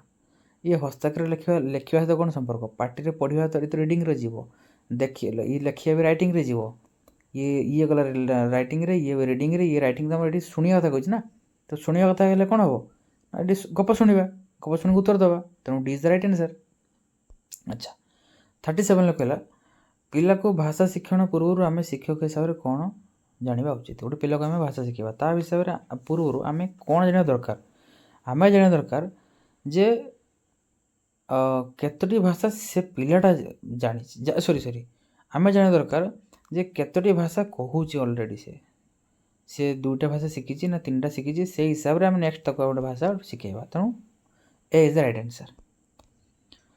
क्यों तेणु यहाँ भेरी कन्फ्यूजिंग इम्पोर्टाट आमर दायित्व हूँ गोटे भाषा को शिखा पूर्व आमर दायित्व कौन जे केतरा भाषा पिला कहूचे ना कि केतरा से जानिबो ओके बा केतरा से शिखी केतरा भाषा से कहूँ प्रेजेंटली तापर नेक्स्ट आम से हिसाब से न्यू लांगुएज को शिखेबा। 38 कहला क्यों शब्दटी शून्य स्थान। अच्छा भाषा शिक्षण डैश परिस्थिति होगा उचित घोषा मध्यम कंपेयर करी अन्य सांगर द्वंद्वात्मक नुहे आनंदपूर्ण एनवायरमेंट तैयारी करवा भाषा शिखेबा। 39 कहला क्या उपरे गुरुत्व देले भाषा शिक्षण स्वाभाविक होता है क्या उपरे गुरुत्व देवा दरकार भाषा शिखौचे से डिफरेंट टाइप रो वर्ड आसो तेणु वर्ड को आगे पिला को आम एक्वेंटेड करवा ना तेणु शब्द काठिन्य जिनसा आम दूर करेले आम भाषा शिक्षण तुम नॉर्मल हम ओके बेनिफिशियल हम। केउटी उच्च प्राथमिक स्तर पिलांई कथन दक्षता विकास कार्य माने उच्च प्राथमिक अपर प्राइमरी स्कूल रे तुम स्पीकिंग रे कौ जिनसा इम्प्रूव कर कहला बेले अनर्गल भाव में पूर्वाहर संहति रक्षा करी कहवा ओके खाली बड़ पार्टी कहीदेले हेनी बही देखी लिखिदेले हेनी कि शिक्षक डाक कथा शुणिकी लिखिदेले हेनी ओके तेणु C is the right answer. तुम 41 कहला पठन पिलांई कहीं आवश्यक पढ़ा द्वारा कौन हुए ना पढ़ा द्वारा पिलार ज्ञान वृद्धि हुए very easy and also important. स्वशिक्षण जो सेल्फ लर्निंग पिलार कौन विकास करता है ना से निजे जो शिखे तो स्व माने कौन ना स्व माने हूँ सेल्फ सेल्फ केतले कहुए ना जो से इंडिपेंडेंट हम इंडिपेंडेंट तो से निर्भरशील हुए माने पर ऊपर नुहे से आत्मनिर्भरशील हुए आत्मा माने सेल्फ देछि ओके। नेक्स्ट कही 43 रे अल्प क्वेश्चन है सरीज भाषा संपर्कित प्रमुख कौशल गुड़िक डैश भाव आबद्ध करा जाए जो आम भाषा संपर्कित कौ जो किसी कौशल स्किल रही केमितिका से आबद्ध होता श्रृंखलित भाव में ओके। उच्च प्राथमिक स्तर में शब्द भंडार वृद्धि क्यों कार्य भोकाबुलारी इंप्रूव कौन कले वर्ड लिस्ट धरई दिहब जे एमतीका वर्ड रहा ये या भितर 1 2 3 4 5 6 एमतीका सब वर्ड्स रही प्राक्ट कर शब्द तालिका इंप्रूव कर ओके। 44 गला 45 आ 4-5टा देने सरीज 45 कहला जे केवल पाठ्यपुस्तक मध्य सीमित रहिले भाषा शिक्षा भल हो पारे न थाए। या क्यों डॉक्यूमेंट रे कहुछि एबे मु पढ़ी कि तुमको कहली तुमर एनसीएफ कहूची जे खाली स्कूल ले खाली लैंग्वेज शिखिदेले हेनी तुमको बाहर को जीवाक पड़ो। बाहर को जाइए तुम वीडियो को टिके बैक कर देखिपर ये सेम डायग्राम बनई एनसीएफ जो पढ़ाऊली सी कौच भाषा शिक्षा केवल लिमिटेशन भितर नुहे लिमिटेड एरिया भितर नुहे तुमको बाहर को जावाक पड़ो। तो दैट इज कॉल्ड एटा किए कहला जो तुमर एनसीएफ कहला। ओके खाली बही भितर जहाँ जी पढ़ले होनी आमको एक्सट्रा जिनस भी शिखा पड़ो। 46 कहला शिशुटी जन्म नेवा परे तार क्यों कामटी आरंभ होता है। स्टार्टिंग रू कौन हुए स्टार्टिंग रू से शुणा काम स्टार्ट हुए ना स्टार्टिंग से बुझी जाए ना पढ़े ना कहे स्टार्टिंग आगे शुणा काम स्टार्ट हुए। 47 कहला स्वशिक्षण क्या कहुए सेल्फ लर्निंग बिना साहाय्य पिला माने बुझी निजे जिनस को प्रयोग करते। D is the right answer direct answer. Last question तुम क्लास को आम वाइंड अप करवा क्यों श्रेणी रे भाषा गणित और परिवेश। अच्छा क्लासेस मु करूची एमसीक्यू प्रैक्टिस कराऊची नोट्स तुम नियो डिटेल्स तुम स्क्रीन सेट रे आसूची नंबर आसुची पेमेंट करिकी तुम ऑनलाइन जमती प्रोसीजर रही तुम नोट्स नहीं पढ़ापढ़ी कर एबे भी टाइम अच्छी जो मैंने नहीं नो एवं प्रिपरेशन करी ना बा करूच बट बहुत कन्फ्यूजन अच्छो केमिति कौन प्रिपरेशन करवा। This amount is not a big amount it's all about of qualifying this exam OTT exam. Okay अच्छा तुम ये कहला लास्ट क्वेश्चन क्यों श्रेणी रे भाषा गणित और परिवेश तीनटा सब्जेक्ट मिसिकी थाए कौ श्रेणी रे लैंग्वेज थी मैथमेटिक्स थी सोशल साइंस लैंग्वेज थी माने ओडिया थी मैथमेटिक्स थी सोशल साइंस ऑलरेडी वीडियो को रिवाइंड करके तुम पछक जाए चेक कर मुझे तुमर प्रथम श्रेणी रे तुमर यही जिनस तो अच्छी भाषा गणित परिवेश एवं प्रथम श्रेणी रे जो बही अच्छी ताको कौन कहवा द्वितीय श्रेणी जो बही ताको कौन कहवा मत कमेंट रे आंसर करके दियो मोर यही क्लास रे 4-5 हजार कहीकि मुझे आसारे। प्रथम श्रेणी रे जो बही अच्छी तार नेम कौन द्वितीय श्रेणी रे जो बही अच्छी तार नेम कौन तुम आउ गोटे तुमको टास्क दूसरी मत कमेंट रे मत जनइब जे तुमर जो कौ जो तुमर एटा जो अकॉर्डिंग टू द जो आमर एनसीएफ तुमर कही जे तुमर 6 वर्ष रु 14 वर्ष पर्यंत तुमर शिक्षा पिला बाध्यतामूलक कर तुमर गला वर्ष पर्यंत पढ़ला मैंने 6 वर्ष रु 14 वर्ष पिलार बयस कथा कहला बयस सीमा कथा मत कमेंट कर से जो 6 वर्ष रु 14 वर्ष भितर कौ क्लास रु कौ क्लास पर्यंत तुम रही जोटा से बाध्य कर कौ क्लास रु एजुकेशन आरंभ होगी कौ क्लास पर्यंत कंपलसरी चलो यही एज भितर मत तुम कमेंट रे जनाओ। Okay so best of luck class continue करो एमती का एंड प्रिपरेशन जारी रख। सो आम लास्ट क्लास रे ओडिया पेडागोजी रो आम यूनिट 1 लो सब क्वेश्चन आम डिस्कस कर देथिले। आज आम सेकंड यूनिट रो आज आम डिस्कस करबा तुमरो पेडागोजी रे जानछ ओडिया पेडागोजी रे टोटल तुमरो केतरा यूनिट अछि टोटल तुमरो 3टा यूनिट अछि 3टा रो आम जो फर्स्ट आम यूनिटा आम पूरा सेतरे जते एमसीक्यू थिला एग्जाम ओरिएंटेड सब डिस्कस कर देथिले। आज आम सेकंड यूनिट पढ़िबा तापर लास्ट यूनिट माको नेक्स्ट क्लास रे नै केसी सारी देबी। सेकंड यूनिट रे आज आम किछि एमसीक्यू इंपोर्टेंट डिस्कशन करबा। चलो देखो फर्स्ट क्वेश्चन कहला भाषा शिक्षण पाई केतोटी दक्षता रही तो जानछ भाषा शिक्षण पाई टोटल 9टा दक्षता रही से ऑलरेडी यार प्रीवियस क्लास रे कहि देथिली इंपोर्टेंट जो नंबर रही एल एस आर डब्ल्यू 4टा रही माने जो तुमरो सुनिबा कहिबा लेखिबा एवं तुमरो जो लिखन आमे को तापर जो आउ जी इंपोर्टेंट रहा तुम व्याकरण जो ग्रामर जिनस आसो शब्द भंडार जो वोकाबुलरी आसो स्वशिक्षण जो सेल्फ लर्निंग आसो आमतीका आउ 2टा मन पड़ना तो 2टा तुम चेक करियो मु लास्ट जो प्रीवियस क्लास रे मुझे तार डिटेल डिस्कसन कर देना। आउ गोटे मन पड़ा जो तुम थिला जो बोधगम्यता जो थिला बोधगम्यता थिला तो लास्ट क्लास रे तुमको पढ़े देथिली एवं आ गोटे तुम रही जो यूज करेंगे व्यवहार को ये देख तुम 9टा गोटे हूँ तुम श्रवण गोटे हूँ तुम कथन गोटे तुम होमर पठन लिखन 4टा गला व्याकरण शब्द भंडार आउ तुम रहा हूँ जो व्याकरण आउ व्यवहार एवं बोधगम्यता टोटाल केतरा है 9टा। तेणु भाषा शिक्षण तुम केतरा दक्षता रही 9टा। पुणी जब परीक्षा पकाऊँगी जो 9टारू तुम जो देखिए भाषा शिक्षण जो दक्षता गुड़िक रही मौलिक दक्षता कौटा ना 4टा। Option number is the right answer. 4टा कौटा जो मैं कहली एल एस आर डब्ल्यू 4टा इंपोर्टेंट। आउ जो 5टा रहा सेटा सेकेंडरी रे जीवो। ओके नेक्स्ट क्वेश्चन तुम देख भाषा शिक्षण दक्षता गुड़िक क्रमिकता एवं जस्ट कही कहली मु एल एस आर डब्ल्यू। तो आगे हूँ लिसनिंग करवा जो शुणा तापर कहवा तापर पढ़ा लिखा। तो शुणा कहवा पढ़ा लिखा देती option number C is the right answer. Okay chronologically तुमको बाछा पड़ो। नेक्स्ट कहला क्यों दक्षता दुईटर माध्यम भाषा शिक्षण अन्य 5टी आम हासिल करने को पड़ता है। जो आम तो 4टा आम कहले एल एस आर डब्ल्यू रहा आउ जो रहा 5टा तापर जो रहा हूँ तुम ग्रामर माने व्याकरण रहा शब्द भंडार रहा स्वर शिक्षण रहा व्यवहार रहा बोधगम्यता रहा जो 5टा रहा ताकू जानापी आमको मेन जिनस कौटा आमको हेल्पफुल कर ना गोटे हूँ तुम रीडिंग आ गोटे तुम राइटिंग गोटे तुम पठन आ गोटे हूँ लिखन। तेनाली option number C is the right answer. Okay कहीं पढ़ा एवं जदि लिखा जब आम न शिखा तेज आउ जो 5टा कैटेगोरी रहा से सब को आम ठीक से आम अचीव करना। ओके नेक्स्ट क्वेश्चन नंबर 5 कहला जे शुद्ध भाषा व उन्नत शैली शिक्षा निमंते क्यों दक्षता आवश्यक।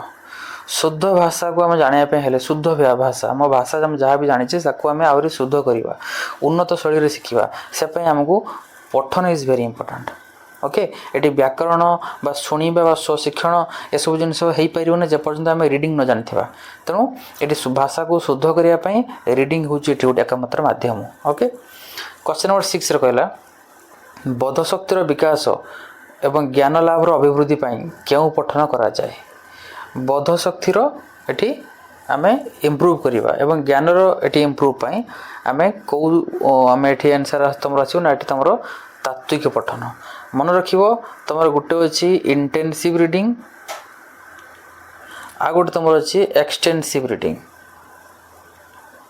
इंटेंसिव मान हूँ तुम जो रुम तात्विक पठन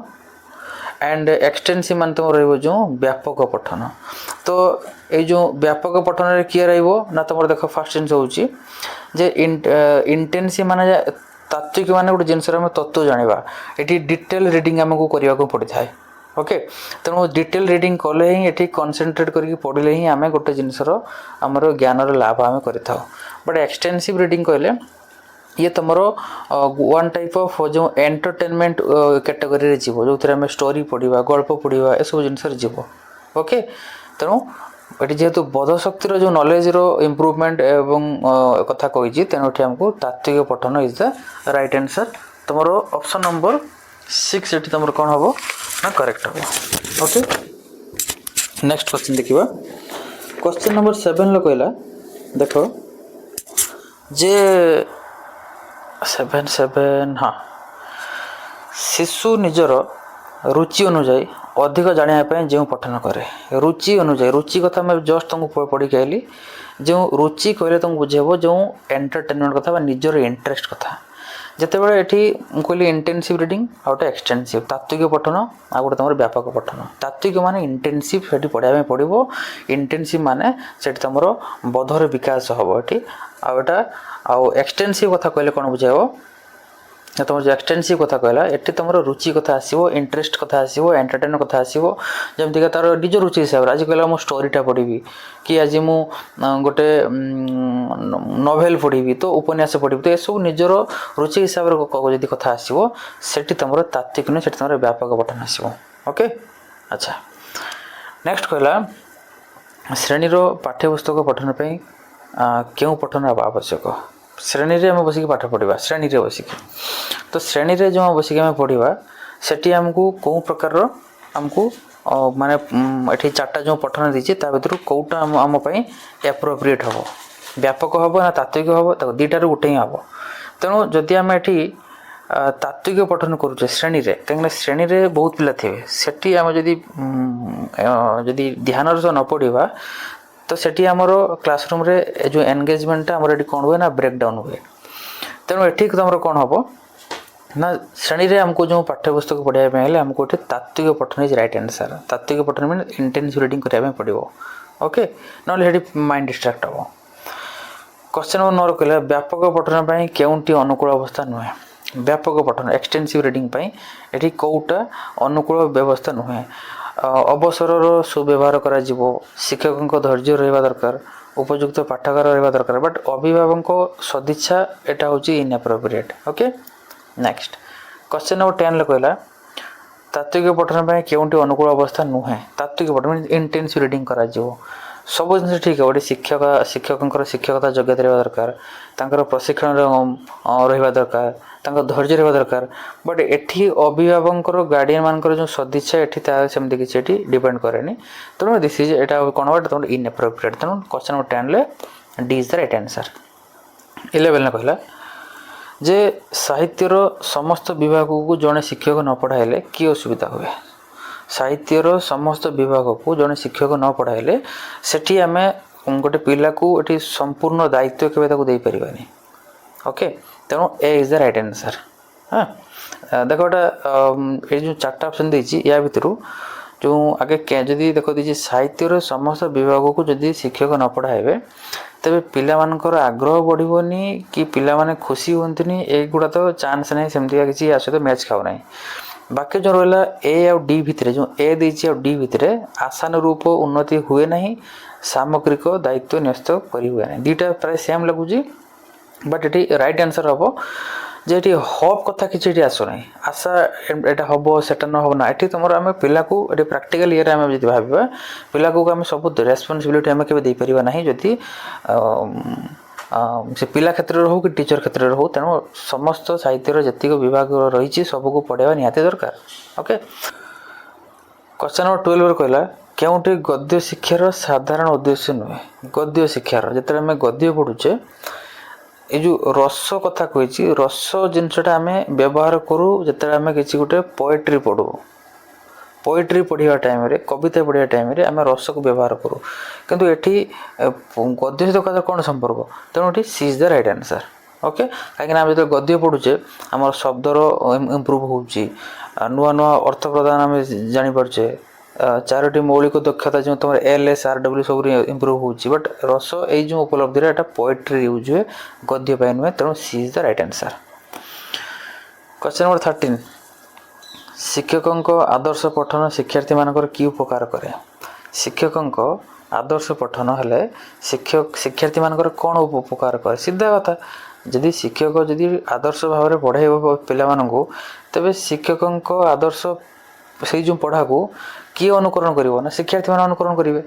ओके जदि पॉजिटिव वे पढ़ाइब पिला माने पॉजिटिव वे नेबे नेगेटिव पढ़ाइले नेगेटिव नेबे। हाँ अच्छा 14 कहला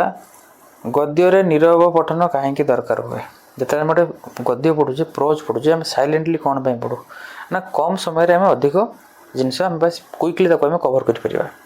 तेणु नीरव पठन जो अल्प समय पिला सबू माने जो विषय वस्तु को से आराम से बुझीपारे। B is the right answer. Okay अच्छा 15 कहला मूल्यांकन सोपान रे कौन मूल्यांकन करा जिते इभालुएसन करा जाए से आम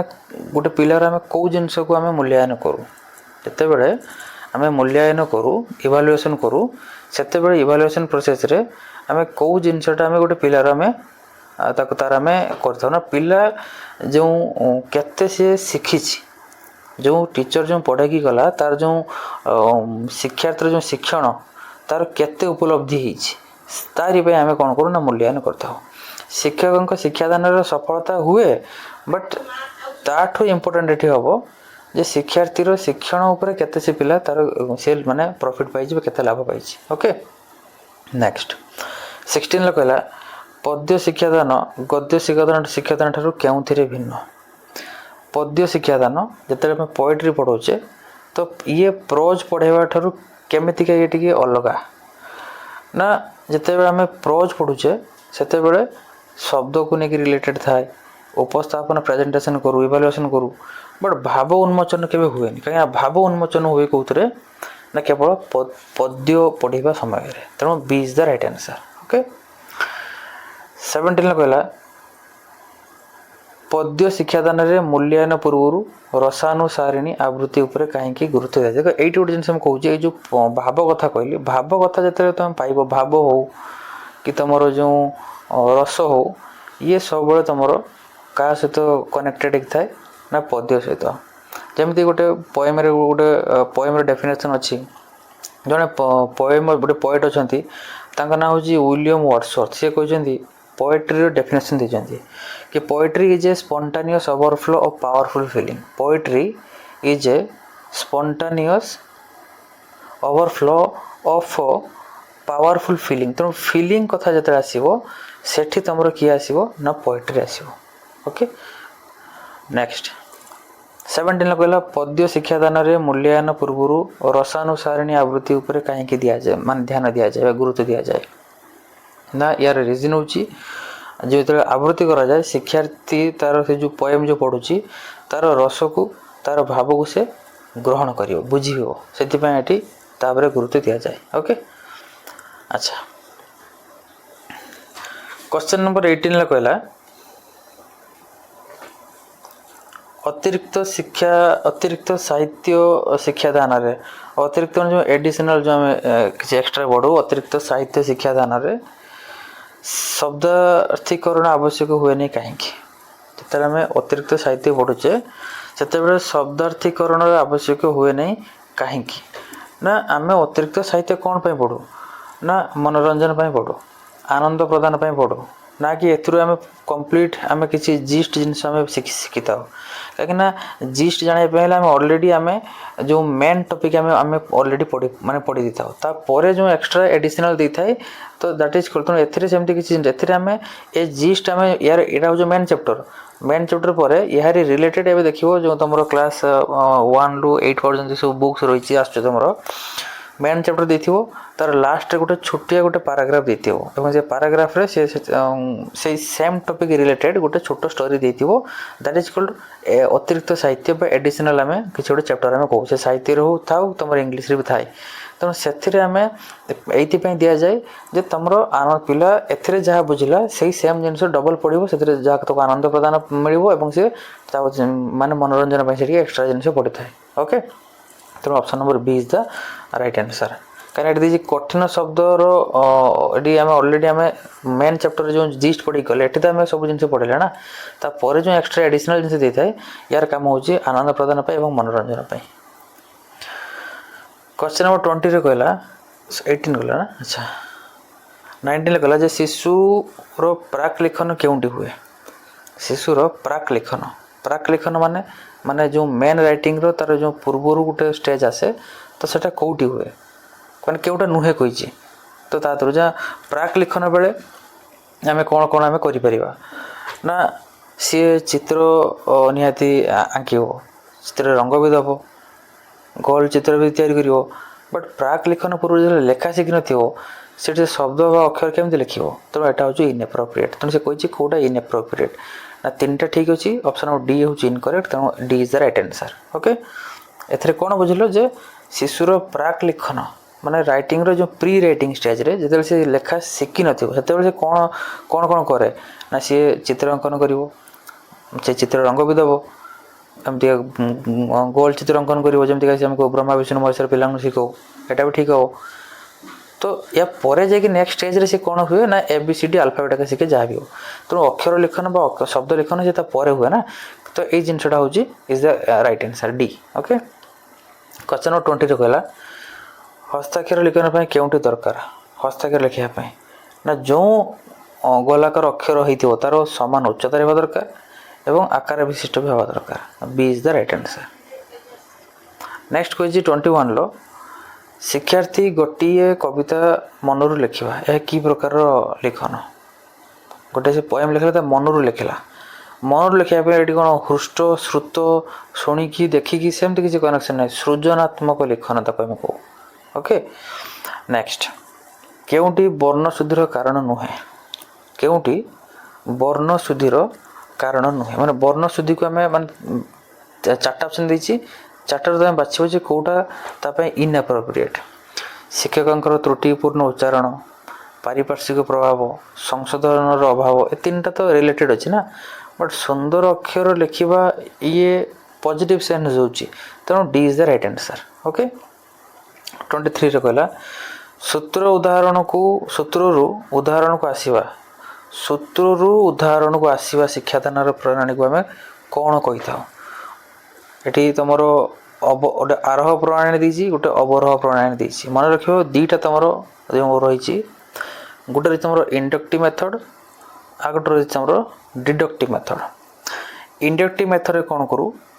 ना आम फास्ट रूल्स रु आम एग्जाम्पल को आस था बट डिडक्टिव मेथड रे आम कौन करूँ ना एग्जाम्पल आम रूल को आस था इंडक्टिव मेथड रे आम रूल रु एग्जाम्पल को आसू डिडक्टिव मेथड रे आम एग्जाम्पल रु रूल को आसू तेणु ये कहूँ सूत्र रु उदाहरण तो ये रूल रु एग्जाम्पल इंडक्टिव मेथड तेणु इंडक्टिव मेथड कौन कहू ना अवरोह प्रणाली ताको ओडिया रे कही था अवरोह प्रणाली ओके डिडक्टिव हूँ आरोह प्रणाली किंतु आम गोटे कहूँ सूत्र उदाहरण तो सूत्र रूल रु एग्जाम्पल ये इंडक्टिव मेथड जाऊँ इंडक्टिव मेथड को आम अवरोह कहू डिडक्टिव मेथड को आरोह कहू क्लियर अच्छा 24 रे कहला समन्वित पाठ्यपुस्तक समन्वित को आम कौन कहू ना इंटीग्रेटेड कौन कहू इंटीग्रेटेड करिकुलम आम कहू इंटीग्रेटेड करिकुलम तो ये जिनसा कौन ना इंटीग्रेटेड मैंने कौन ना इंटीग्रेटेड मीन्स इंटीग्रेशन बा मिसिकी गोटे जिनस रहा तेणु एठी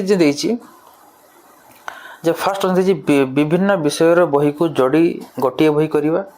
ना बहीर प्रसंग समन्वय रखा एकाधिक विषय सुसज्जित कर मनछुआ ढंग से गोटे पुस्तक सन्निवेशित करवा ना श्रेणी में पढ़ा जाउथबा जेकोसी पाठ्य पुस्तक ना जिते आम एमआईएल ओडिया हो तुम इंग्लिश हो मैथ हो कि हिस्ट्री जोग्राफी सोशल साइंस हो सबगुड़ा जो आम गोटे बही आम लिखिदबा गोटे बही एकाधिक विषय जो आम गोटे ये गोटे पुस्तक जो माने कन्वर्ट करवा गोटे बही करवा दैट इज कॉल्ड कौन कहवा समन्वित इंटीग्रेटेड आम करिकुलम कहवा इंटीग्रेटेड लर्निंग आम कहू तेणु हस खेल हस खुशी जो तुम अच्छी ओके हस खेल हस खुशी तेणु से तुम गोटे बही तुम तुम ओडिया पाइल माने भाषा उपर पाइल मातृभाषा परिवेश विज्ञान पाइल तुम गणित भी पाइल तेणु से जिनस को आम कहवा समन्वित पाठ्यपुस्तक तेणु सी ये लिखी एकाधिक विषय सुसज्जित हो मनछुआ ढंग से गोटे पुस्तक सन्निवेशित करवा C is the right answer okay अच्छा 25 रे कहला आम ओडिशा रे केउ श्रेणीर पुस्तक समन्वित पाठ्यपुस्तक मैं कहली दुईटा अच्छी हस खेल अच्छी गोटे तुम हस खेल अच्छी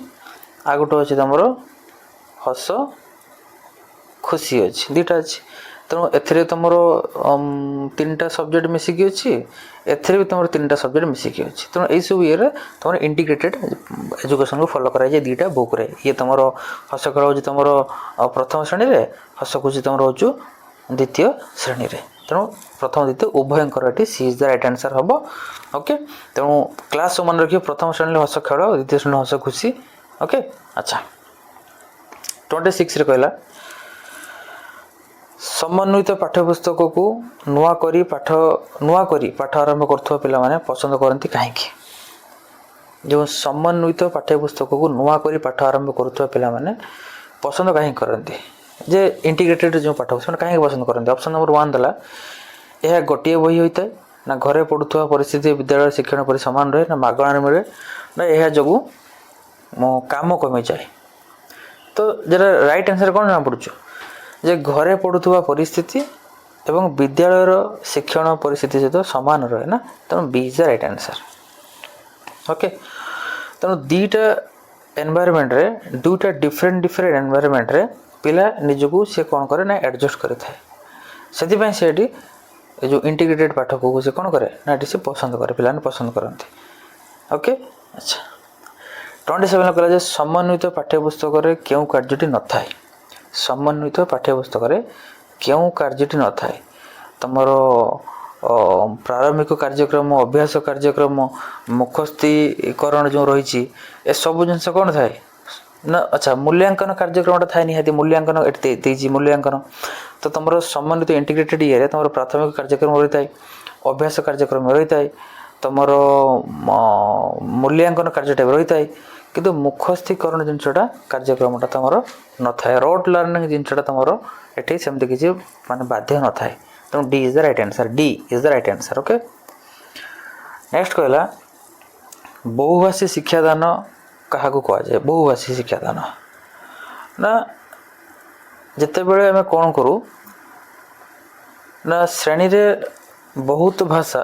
एकत्र पढ़ाइबा एटा गोटे देछि सेकेंड देछि अनुवाद करी शिक्षादान करिया अनुवाद माने ट्रांसलेशन मेथड थर्ड कि विभिन्न भाषार पिला माने पिला थिले सेमानको घर भाषा शिक्षादान एंड इंग्रेजी भाषा शिक्षादान जिते विभिन्न भाषार पिला थिबे सेमानको घर भाषा जिते आम शिक्षा ना दबा विभिन्न भाषार पिला थिबे गोटे क्लासरूम रे आउ सेमानकर घर भाषा रे तांकर ओन लैंग्वेज रे तांकर नेटिव लैंग्वेज रे हम जते शिक्षादान करबा दैट इज कॉल्ड बहुभाषी एटा इजी जाना पड़ुछ ना बहुभाषी शिक्षादान पा मल्टी लैंग्वेज जो multi language teaching multi language माने कोन क्लासरूम अछि कि चारि प्रकार पिला अछंती चारि प्रकार पिलानकर लैंग्वेज डिफरेंट डिफरेंट तो से सेम लैंग्वेज हिसाब रे हम पिलान को पढ़ाइबा तो दैट इज कॉल्ड कौन दला द सी रो इज द राइट आंसर 29 आदिवासी पिलानको पई एबे की व्यवस्था करा जायछि आदिवासी पिलानको पई ना ताको पई करा जायछि से निज घर भाषा रे पढ़िबे निहाती तांकर जो निजर ओन लैंग्वेज अछि से हिसाब रे तांकर पढ़िबे एटा तांको करा जायछि 30 लास्ट दिटा क्वेश्चन 30 रे कहला जे संख्या लघु भाषा संप्रदाय पई घर भाषा रे शिक्षा देवाई संविधान क्यों धारा रही संख्या लघु भाषा संप्रदाय पई घर भाषा रे शिक्षा देवाई जो जदि गोटे क्लासरूम रे गोटे लैंग्वेज पिलानकर जो संख्या अधिक अच्छी तो तांकरी घर भाषा रे आम शिक्षा दबा एटा कौ धारा रे कराई ना 350A धारा रे एटा कराई डायरेक्ट मन रखिबो लास्ट क्वेश्चन 31 कहला शिक्षा विषय जुग्म तालिका अंतर्भुक्त क्यों मसीह अच्छी देखो जुग्म कथा कही जुग्म माने देखिए सेम संख्या थी 777 जुग्म संख्या माने 777 जुग्म कहले 2 4 6 एमती किंतु आम जेहेतु टेक्निक वे मन रखा जे जुग्म तालिका जेहेतु तुम ये तुम सेमती किसी बुझार सेमती किसी ना डायरेक्ट तुम मन रखो शिक्षा विषय जुग्म तालिका अंतर्भुक्त क्यों मसीह कहई चार्टर जोटा तो C is the right answer मुझे डायरेक्ट कही था तो ठीक अच्छे बट ये गोटे टेक्निक कहली जुग्म मीन्स सेम रिलेटेड थी इक्वाल जिन थी तेणु 777 लास्ट इक्वाल अच्छी तेणु C is the right answer okay so ये तुम डिस्कसन कले आज आम ओडिया पेडागोजी नेक्स्ट पुणी आउ किसी इंपोर्टेंट क्वेश्चन नहीं आसबि ओके तो तुम से पर्यटन तुम ओटीटी जेहेतु एग्जाम अच्छी तो तुम तुम प्रिपरेशन कंटिन्यू कर ओके एबे मु ओनली जेहेतु पिला तुम डिमांड रे मु ओनली तुम एमसीक्यू मु सब नहीं आसबि okay best of luck so आज आम पेडागोजी आज गोटे नेक्स्ट चैप्टर गोटे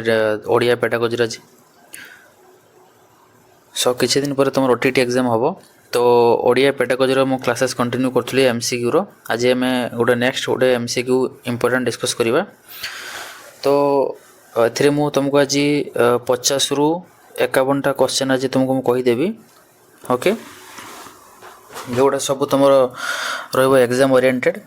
तो वन बाय वन चलो डिस्कस करवा फर्स्ट क्वेश्चन कहला जे तुम पठन कहीं अपरिहार्य देखो मु आउ थे कहीदे क्लासेस सब ऑलरेडी थियोरी क्लासेस अवेलेबल अच्छी जाकि चेक कर एमसीक्यू कंटिन्यू कर बिकज विदाउट एमसीक्यू प्रैक्टिस रे खाली थियोरी पढ़देले that would not be quite sufficient MCQ is very important okay first question पठन कहीं अपरिहार्य पढ़ाटा कौन पाई निहाती दरकार ना चार्टा ऑप्शन देछि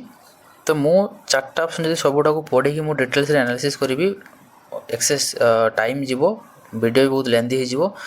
तेणु मुझे डायरेक्ट पॉइंट टू पॉइंट कहीकि मु शॉर्ट रे ब्रीफली एनालिसिस करदेवी तुम आराम से बुझाई भी इजी हम एंड क्लास भी इंटरेस्टिंग हम ओके पठन ये तुम जो निहाती दरकार बिकज आम पढ़ा द्वारा आम भाषा शुद्ध होता है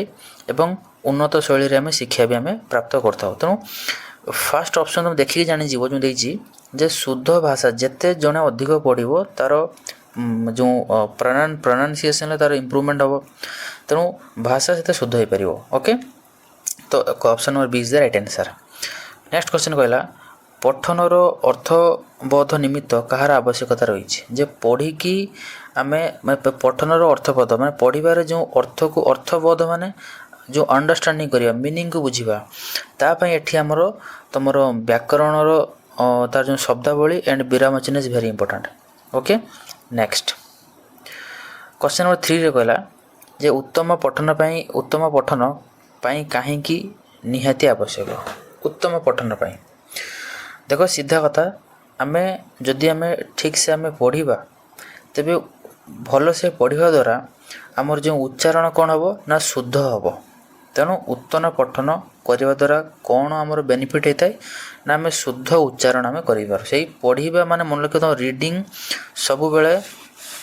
तुम जो रीडिंगटा सी सब बेले तुम प्रोनाउंसिएशन सांगे तुम कनेक्ट होगी थाए। ओके अच्छा नेक्स्ट पढ़िबा क्वेश्चन नंबर 4। क्वेश्चन नंबर 4 रे कहला जे जूम करने दियो वेट हाँ क्वेश्चन नंबर 4 कहला क्यों कारणटी पाई हुए तो पिलाटी ठीक भाव पढ़ी पारे ना पठन करि पारे ना क्यों कारण पाई पिलार जदि तार जदि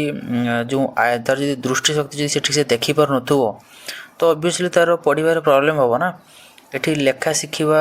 न शिखिबा हो बापा माँ साहाय्य न करिबा हो पिलार पेंसिल धरिबार अक्षमता एथिरे कोन बेनिफिट रही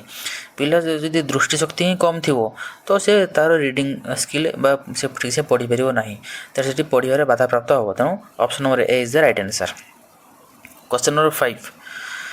उच्च प्राथमिक स्तर रे क्यों प्रकार पठन करा जाए। उच्च प्राथमिक मीन्स जो अपर प्राइमरी स्कूल रे तुमरो सब मन रखिबो एठी तुमरो इंटेंसिव बा गभीर पठन आम करिथाउ। Okay next question number 6 is very easy प फ ब भ ए सब को प्रोनाउंसिएशन बा उच्चारण करिया पई केउ अंगटा सहाय्य करता है। तुम जो प ख प ए सब जो तुम उच्चारण करछो तुमरो 18 बा 18 एटी 18 तुमरो एटी व्यवहार होउची एई अंगटा हेल्प करूची। ओके नेक्स्ट 7 ले कहला पठन पई केउ कामटी श्रेणी रे शिक्षक माने बारंबार करिया उचित। जो पढ़िया पई को ये जो 4टा ऑप्शन लु कौ कामटा आम गोटे शिक्षक बा टीचर गोटे क्लासरूम रे बारंबार करवा उचित ना। प्रथम कथा सेठी आनंददायक परिस्थिति पठन करवा माने आनंददायक परिस्थिति तैयारी करवा एवं से आनंददायक परिस्थिति रे ही पढ़ाटा बेसी बेनिफिशियल होता है एंड वेरी इफेक्टिव होता है। ओके ना कि पिलार पठनगत असुविधा को बारंबार ता सांग सामने कहवा ताको दंड दबा सब बेले पढ़ा एसब कले किसी हम ना। परिस्थिति बा एनवायरनमेंट एठी जो कोडियल एनवायरनमेंट हवा दरकार एप्रोप्रिएट एनवायरनमेंट तैयारी करबा जोटा कि गोटे पिला कंफर्टेबल हो पारतो देन से आराम से पढ़ी पार। ओके तेणु option number D is the right answer. Question number 8 रे कहला उच्च पठन क्या कहुए। उच्च पठन वेरी इजी जे जिते बड़े आम वाक्य जेकोसी वाक्य पढ़ुचे से वाक्य जो शब्द गुड़िक सब रही ताकू आमको स्पष्ट भाव में उच्चारण कर दरकार। स्पष्ट भाव उच्चारण करी पढ़ा को आम कह उच्च पठन खाली बड़ पार्टी पढ़ीदे होनी। ओके नेक्स्ट तो option number D is the right answer. Next question कहला पठन केते प्रकार मन रखिबो ये दुई प्रकार गोटे होची इंटेंसिव रीडिंग और गोटे एक्सटेंसिव रीडिंग। ओके तो गोटे तुम रही इंटेंसिव रीडिंग आ गोटे तुम रही एक्सटेंसिव रीडिंग। ये दुई प्रकार तुम पठन रही। गभीर पठन ए गभीर पठन तुम एटा तुम जीव इंटेंसिव रीडिंग भितर। तेणु यार लक्ष्य कौन यार उद्देश्य कौन ना पढ़ा सहित जिते आम कौन करना बोध ज्ञान हासिल करवा कंप्लीट अंडरस्टैंडिंग ये ही तुम आसी था जिते आम इंटेंसिव बा गभीर पठन करें। तो C is the right answer. Next question कहला क्वेश्चन नंबर 11 ले जे गभीर पठन क्यों करा जाए। गभीर पठन आम क्यों करूँ ना ज्ञानर अभिवृद्धि। ऑब्वियसली गभीर पठन मैं कौन कहली ये जो पठन कहली दुई प्रकार तुमको एवं जस्ट एग्जांपल देके आइली गोटे कहली मुझे तुमको इंटेंसिव रीडिंग आ गए तुमको कहली मुझे एक्सटेंसिव रीडिंग इंटेंसिव रीडिंग को कह गभीर पठन एक्सटेंसिव रीडिंग को आम व्यापक पठन ये देती व्यापक पठन तेणु इंटेंसिव रीडिंग आम ये जो पिलार अंडरस्टांडिंग को बढ़ाया आम ये पढ़ी था एक्सटेंसिव रीडिंग ये आम ये करूँ गोटे पिलार ये तुम एंटरटेनमेंट का तुम ये स्टोरी रप रही एसबू जिन तुम आसो एक्सटेंसिव रीडिंग रे तेणु इंटेंसिव रीडिंग जो आम कर मेन उद्देश्य हूँ आम ज्ञानर अभिवृद्धि करवा ओके तेणु B is the right answer 13 कहला व्यापक पठनर उदाहरण कौटा एक्सटेंसिव रीडिंग मुझे तुमको कही कहली सेठी व्यापक पठन माने तुम गप पढ़ा उपन्यास संवादपत्र कविता ये तुम पूरा व्यापक पठन में मन रख तुम ये एंटरटेनमेंट रमोद प्रमोद तेणु से एक्सटेंसिव रीडिंग व्यापक पठन आसो कि इंटेंसिव कहले तुम गोटे जो ये तुम गोटे सिलेबस भितर जहाँ अच्छी से जीव कि एक्सटेंसिव कहले व्यापक पठन कहले किसी एक्सट्रा जिन पढ़ा संवादपत्र पढ़ा यह सब जिन ओके तेणु पाठ्यपुस्तक छड़ा अन्य बही को पढ़ा ता भर गल्प रसबू पढ़ा को आम जीव कौ कैटेगोरी ना तुम व्यापक पठन जीव तो option number C is the right answer 13 कहला जे केउटी व्यापक पठनर प्रक्रिया एक्सटेंसिव जो रीडिंग आम करूँ ये कौटी व्यापक पठनर प्रक्रिया जो एक्सटेंसिव रीडिंग आम ये करूँ जिते आम पठन करूँ से आम रस आस्वादन करूँ माने किसी आमको इंटरेस्टिंग आमको किसी जिनस आमको मिलता है तेणु से आम एक्सटेंसिव रीडिंग करूँ जो तुम न्यूज पेपर जीव ये सब एक्सट्रा जहाँ भी जीव जो देती आम पढ़ी आइली गप हो उपन्यास संवादपत्र सब जिन तेणु ये पढ़ले कौन हुए आम गोटे आम एंटरटेन होता है आमको रस मीन्स आम सेल्फ इंटरेस्ट आमको बढ़ी थाए तेणु से सब जिन मिलता है option number C is the right answer व्यापक पठन में ये करूँ किंतु जो आमर गभीर पठन जो आम ये तुमको कही कहली गभीर पठन ये कौन रस मिल न था ज्ञानर वृद्धि आम पढ़ी था ओके नेक्स्ट क्वेश्चन नंबर 14 आसला शब्द माध्यम पठन क्या कहती शब्द माध्यम पठन क्या कहती मन रख जिते बड़े आम तुमर जेकोसी धरा जो गोटे कार्ड दिज्व से कार्ड रे जो पिला मानू माने विभिन्न प्रकार शब्द कार्ड थी से कार्ड ये कार्ड रही से किसी गोटे वार्ड देती तो से वार्डटा कौन करवा ना से कार्ड रे किसी गोटे लेखी पिला मानू दबा जे तू यहाँ पढ़ तो यही प्रकार जो जिनसटा आम कह शब्द मध्यम पठन आम लिखिक दौचे ये हूँ गोटे कार्ड ए कार्ड रे धर मुझे लिखिली गोटे फ्लावर गोटे गोटे डायग्राम कली तो जो फ्लावर डायग्राम कली बर्तमान पिला कहली जे तो ये जो लिखिली तेणु यहाँ कौन कली गोटे शब्द ए शब्द को मुझे कौन कली ना पिला को देली सी तापर पढ़ापढ़ी कला तेणु ये शब्द मध्यम पिला को जिते पढ़ा को दो ताको आम कहूँ शब्द मध्यम पठन option number D is very easy question Etah okay next कहला नीरव पठन भाषा ज्ञान वृद्धि कहीं आवश्यक जो नीरव पठन आम साइलेंट रीडिंग करें कौन पाई ना कम समय आम अर्थ माने जिनटा को भलसे बुझीपार तेणु B is the right answer 16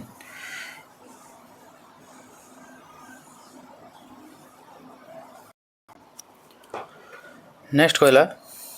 question number 16 क्यों पठन पंथाटी आनंददायक पठन नुहे माने कौ मध्यम पढ़िले से आमको आनंद माने आनंद दिएनी कौ मध्यम पढ़िले आमको आनंद मिले नहीं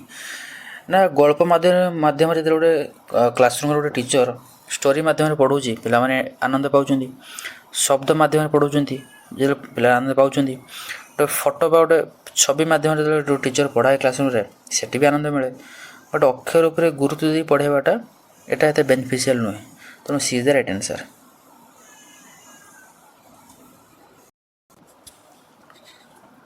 नेक्स्ट पढ़ा क्वेश्चन नंबर 17 कहला व्यापक पठनर विकास पाई शिक्षक क्यों कामटा करेंगे व्यापक पठन एक्सटेंसिव रीडिंग जो जिनसटा ना एक्सटेंसिव रीडिंग आसले से पिलांकर रुचि उपर कथा आसाए इंटरेस्टिंग पिलांकर केते रुचि अच्छी इंटरेस्ट अच्छी तेणु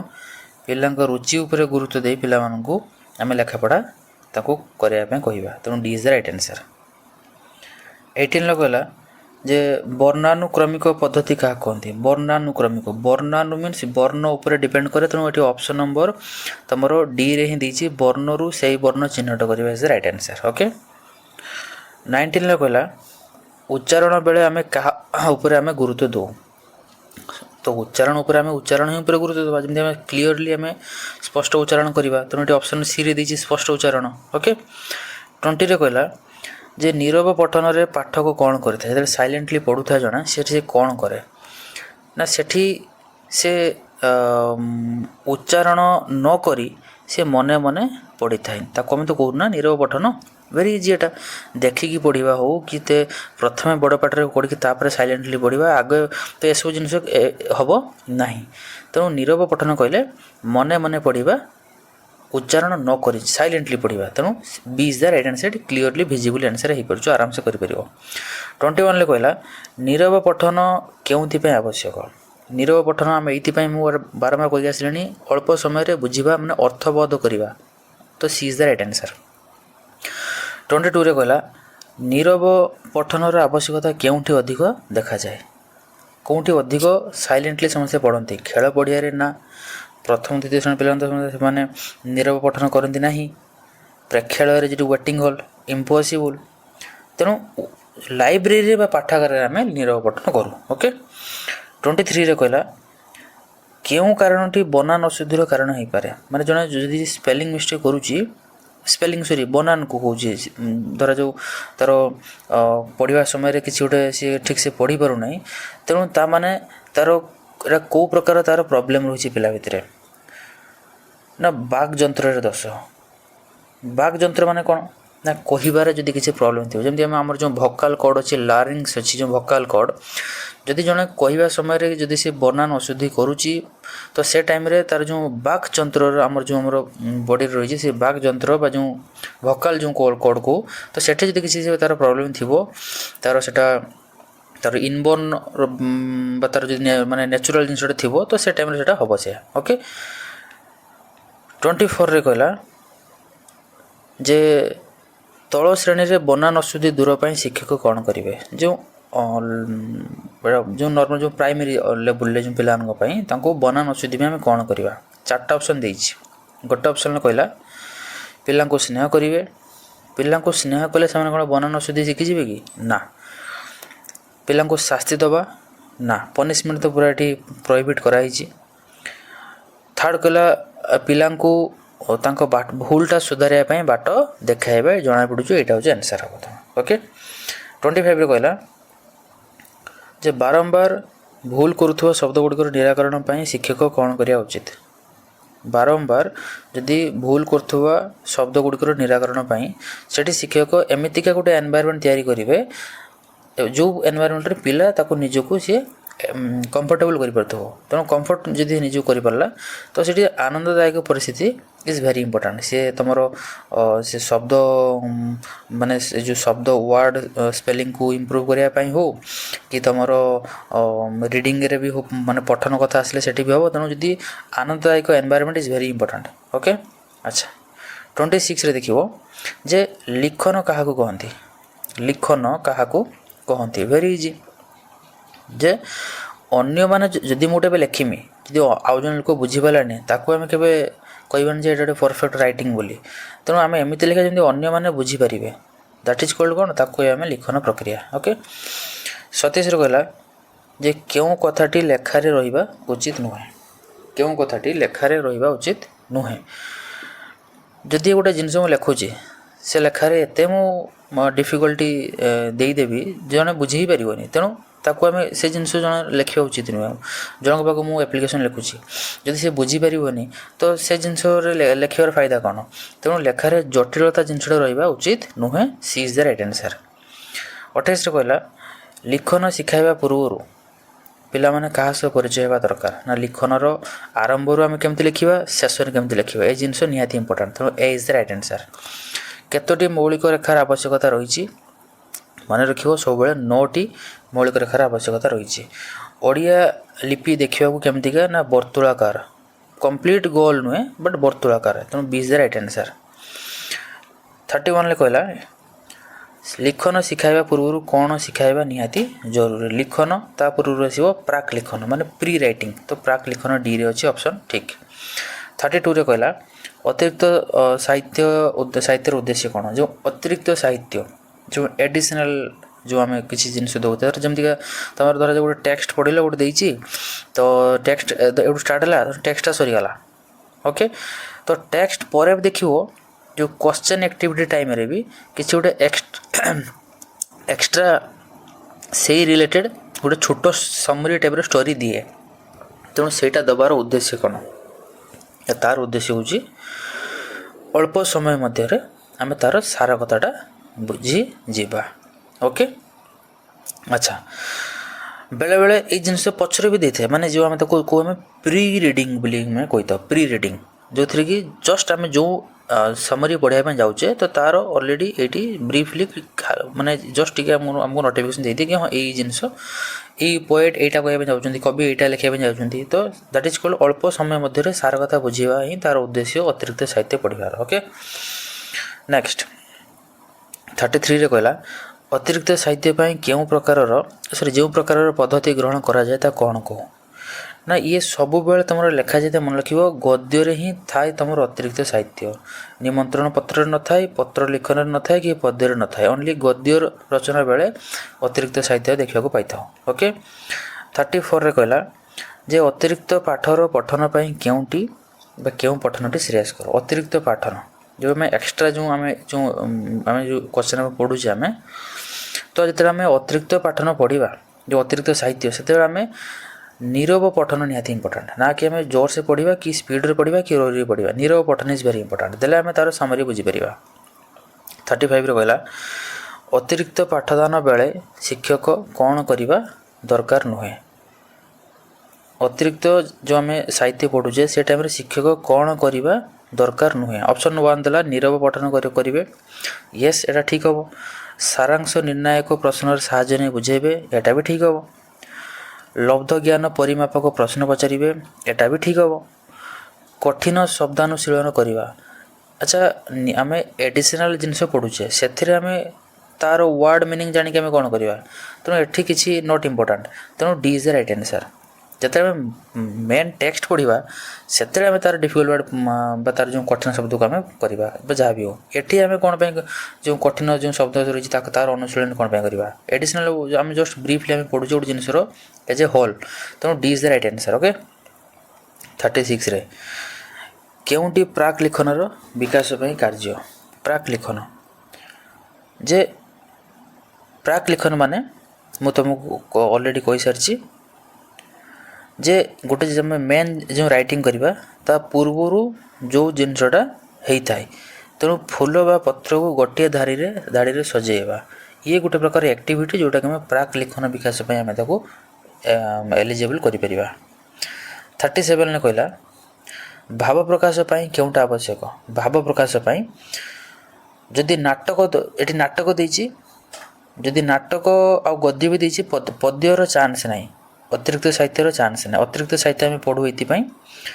किसी एडिशनल जिनस जानापी पद्य आमको आम जो ये भाव प्रकाश कौन से रिलेटेड न थाए ये सौंदर्य जिनस ये रिलेटेड वर्ड थी रुचि जिनस आसे तुम पद्य आसो तो ये गद्य सब बेले आम लिखु जो रचना लिखु जहाँ भी हो गद्य मध्यम आम भाव प्रकाश आम कर ओके अच्छा 38 रे कहला केउंटी गद्य साहित्यर उद्देश्य नुहे गद्य साहित्य रो कौटा उद्देश्य नुहे ऑप्शन नंबर ए रे कहला विभिन्न शब्दर अर्थ आनिबा और से गुडी को भाषा रे व्यवहार करबा बी रे कहला श्रुत लिखन और श्रुत पठन प्रति आकृष्ट पठन शक्तिर अभिवृद्धि समबोधक भावर अभिवृद्धि तेणु जिते आम गोटे गद्य साहित्य पढ़ुचे ता माने समबोधक भावर अभिवृद्धि माने कौन जे जदि क्लासरूम रे 4टा पिला अच्छा से गद्य से सबू सामान भाव में सबू से आइडिया हम सेमती किसी जिनस न थाए तेणु डी ये इनएप्रोप्रिएट लगुच डी हूँ तुम ठीक हम कहीं गद्य साहित्य आम पढ़ा द्वारा विभिन्न शब्दर अर्थ आम जानी था शुणिकी लेखु शुणिकी पढ़ू जहाद्वारा पढ़ार शक्तिर अभिवृद्धि माने इम्प्रुवमेंट होता है यहाँ जो गद्य साहित्य किंतु समबोधक भाव अभिवृद्धि यहाँ हूँ इनकरेक्ट अच्छी 39 कहला गद्य साहित्य शिक्षादान बेले उपस्थापन केते समय दि जाए 30 मिनिट मन रखियो डायरेक्ट मन रखियो 30 मिनिट्स तुमको दि जाए जो प्रेजेंटेशन पे उपस्थापन कौन ना प्रेजेंटेशन पे तुमको गद्य साहित्य पढ़ला बेले तुमको 30 मिनट दि जाए। गद्य शिक्षादान पाई प्रथम सोपानटी कौन ना मन रख गद्य हो पद्य हो कि अतिरिक्त साहित्य हो सब बेले माने प्रथमटार रहिबो तुम उपक्रम 1 नंबर आसीबो तापर तुम प्रेजेंटेशन उपस्थापन 2 नंबर आसीबो ओके एंड जो समाप्ति आसीबो सेटा तुम 3 नंबर आसे जो तुमको उपसंहार को ओके। तेणु ये गद्य साहित्यर प्रथम सोपानटी कौन हम ना उपक्रम हम। 41 गले TLM रो पूरा नाम कौन TLM रो पूरा नाम कौन टीचिंग लर्निंग मटेरियल ये अति इजी दीची आराम से करि परिबो। 42 रे कहला प्रथम सोपान उद्देश्य कौन सॉरी प्रयोग सोपान उद्देश्य कौन प्रयोग सोपान प्रयोग माने कौन मन रख प्रयोग मीन्स होची एप्लाइड एंड सोपान मीन्स होची स्टेप। तेणु जो एप्लाइड स्टेप जो एप्लाइड जो करे एप्लाई करूँ केते बेले जो हम एप्लाई करूँ ना केते दूर पिला पाठ बुझिला बा माने केते दूर पिला माने पाठ बुझिले से जिनस को जानिया पई आम एप्लाई साइंस सेठी आम एप्लाइड साइंस सेठी यूज करूँ एंड जानिबा को आम ट्राई करूँ जे पिला एक्चुअली से केते से बुझी पाठ ओके। तेणु D is the right answer. 43 रे कहला आमर कविता साहित्य रे केतेटा रस अच्छी डायरेक्ट मन रखिबो आमर कविता साहित्य रे 9टा रस अच्छी केतेटा रस अच्छी 9टा ओके। अच्छा 44 रे कहला जे केउटी कविता पाठर उद्देश्य केउटी कविता जो पोएम पढ़ू पोएम में कौन पाई पढ़ू ना आनंद उपलब्धि करिया पाई D is the right answer. 45 कविता रे बा पोएम रे थिबा केउ सोपान रे अति गुरुत्वपूर्ण केउ सोपान अति गुरुत्वपूर्ण जते आम पोएम कथा कहूचे कविता कथा कहूचे सेते बेले आम डायरेक्ट मन रखिबा जो रस वर्डटा सबले मन रखिबा। तेणु रस एटी देइची कोउटी दे ऑप्शन नंबर सी रे देइची भाव रसबोधक भाव उन्मोचन ओके। 46 रे उच्च प्राथमिक स्तर रे लिखनर उपयुक्त विकास हला बोली किपरि जानिबा केबे जानिबा जे जो अपर प्राइमरी स्कूल रे पिलानकर राइटिंग जिनसटा बढ़ी बोली जते बेले पिला माने शब्द लिखि परिबे ना जते बेले पिला ने वाक्य लिखि परिबे ना जते बेले से ठीक सुनी परिबे ना जते बेले पिला निज मन को रचना बा अनुच्छेद लिखि परिबे एटा करेक्ट ऑब्वियसली जदि जने निजे रचना बा अनुच्छेद लिखि पारुची तो हम जानिबा जे पिलार तार राइटिंग स्किल इंप्रूव होइछ ओके। 47 को रचना केते प्रकार मन रखियो ये होची 2 टाइप्स रो ओके। अच्छा मुक्त रचना क्या कहते मुक्त माने कौन ना तार कौन सी जिनस किसी नथिबो सूचना ये देख जे जो लेखा स्वाभाविक होइतिबो नॉर्मल होइतिबो एवं एथिरे कौन सी सूचना न थाए मुक्त बा फ्री मुक्त रचना तेणु A is the right answer. 49 ले कहला जे सृजनात्मक लिखन कौन सृजनात्मक लिखन मान जते आम किसी नुआ जिनस जानिबा कल्पना को माध्यम करी तो नुआ चिंताधारा बा इमेजिनेशन पावर बढ़िबो D is the right answer जना पड़ी आराम से प्रैक्टिस कले हो जीवो। तात्विक व्याकरण केउं श्रेणी पिलांक पई तात्विक व्याकरण तात्विक माने भल से बुझिया पई पड़िबो तो सेठी हेले हमकू जो अपर प्राइमरी स्कूल अपर जो देजी ऊपर श्रेणी पिलांक पड़े ठीक तुमरो ओके।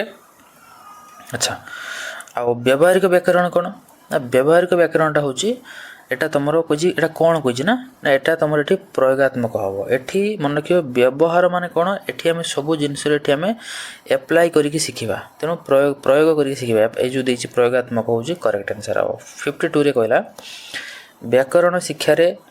पाठ्यपुस्तक प्रणाली कहले आमे कोन बुझो व्याकरण शिक्षा रे जो पाठ्यपुस्तक प्रणाली रो माने कोन ना पाठ्यपुस्तक प्रणाली हो जो हम पढ़ाई तुमको इंटीग्रेटेड जो लर्निंग कहते इंटीग्रेटेड जो रही प्रोसेस रही यह द्वारा कौन हुए ना तुम ये ऑप्शन देख आंसर देती तुम ये कौन हम ना इंटीग्रेटेड माने कौन ना गोटे जिनस मिसिकी पढ़ाइबा कौन करिया मिसिकी ना टीचर जो पढ़ेब बही धरिकी पढ़ेबे एंड सूत्र बुझी न पारे सूत्र बुझाई देवे D is the right answer okay. 53 रे कहला केउं कारण पाई पिलांक भितर भिन्नता देखा जाए डिफरेंसेस देखा जाए विभिन्न परिवेश रु विभिन्न प्रकार पिला आसिकी गोटे क्लास रे बसिबे तो ऑब्वियसली हम जानिबा जे तांक भितर भिन्नता देखा ना तेणु अलग अलग परिवेश रु आसीथिबा पिला सेति पे 54 रे कहला केउं जुक्तिटी शिक्षण पाई ठीक केउं जुक्तिटी शिक्षण पाई ठीक ना पिलांको दुर्बलता दूर करा जाय परिबो नाही केमिति टीचर हिजबन तो करि परिबो ना तो एटा भूल पिलांको दुर्बलता गुडी को तांको अस्थि मजागत एटा भी भूल पिलांको भितर थिबा भिन्नता तांकर सामर्थ्य गोटे पिलांको भितर थिबा सामर्थ्य शिक्षण रे एक बाधक अच्छा पिलांको भितर जे जहाँ भी सामर्थ्य एबिलिटी अच्छी से शिक्षण रे केमितिका बाधक होई परिबो तेणु पिलांको भितर थिबा भिन्नता तांकर सामर्थ्य विभिन्न प्रकार भिन्नता यार आईक्यू अथवा जो गोटे पिलार यार आईक्यू लेवल गोटे रही यार आईक्यू लेवल आ गोटे पिलार आईक्यू लेवल गोटे रही तेणु ए सब जिन डिफरेंस ये आम देखू माने भेरी करे तेणु विभिन्न जिते प्रकार पिला अच्छा सामर्थ्य भी विभिन्न प्रकार होता है जोटा कि सेटा एबिलिटी ओके तेणु C is the right answer 55 last question discuss करवा क्लास को हमें वाइंड अप करवा बोला MLE यार पूरा नाम कौन MLE रो मल्टीलिंगुअल एजुकेशन ये लांगुअल देती लिंगुअल हम आई हम तो मल्टीलिंगुअल एजुकेशन हूँ MLE रो पूरा नाम तेणु ये तुम थिला क्लास थिला 55 क्वेश्चन डिस्कस करदेली क्लास एमती कंटिन्यू कर या पर लास्ट गोटे वीडियो नहीं कि आसबि ओडिया पेडागोजी रो तापर पेडागोजी कंप्लीट हम ओडिया रे नेक्स्ट पुणी ओटीटी रो ग्रामर कथा कही दूसरी देखो ओडिया रो तुमरो ग्रामर सबू प्लेलिस्ट अवेलेबल रही जाकि क्लास कर एंड नेक्स्ट मु कंपलसरी CDP हो कि इंग्लिश रे पुणी पेडागोजी मु कंटिन्यू करी ओके बेस्ट ऑफ लक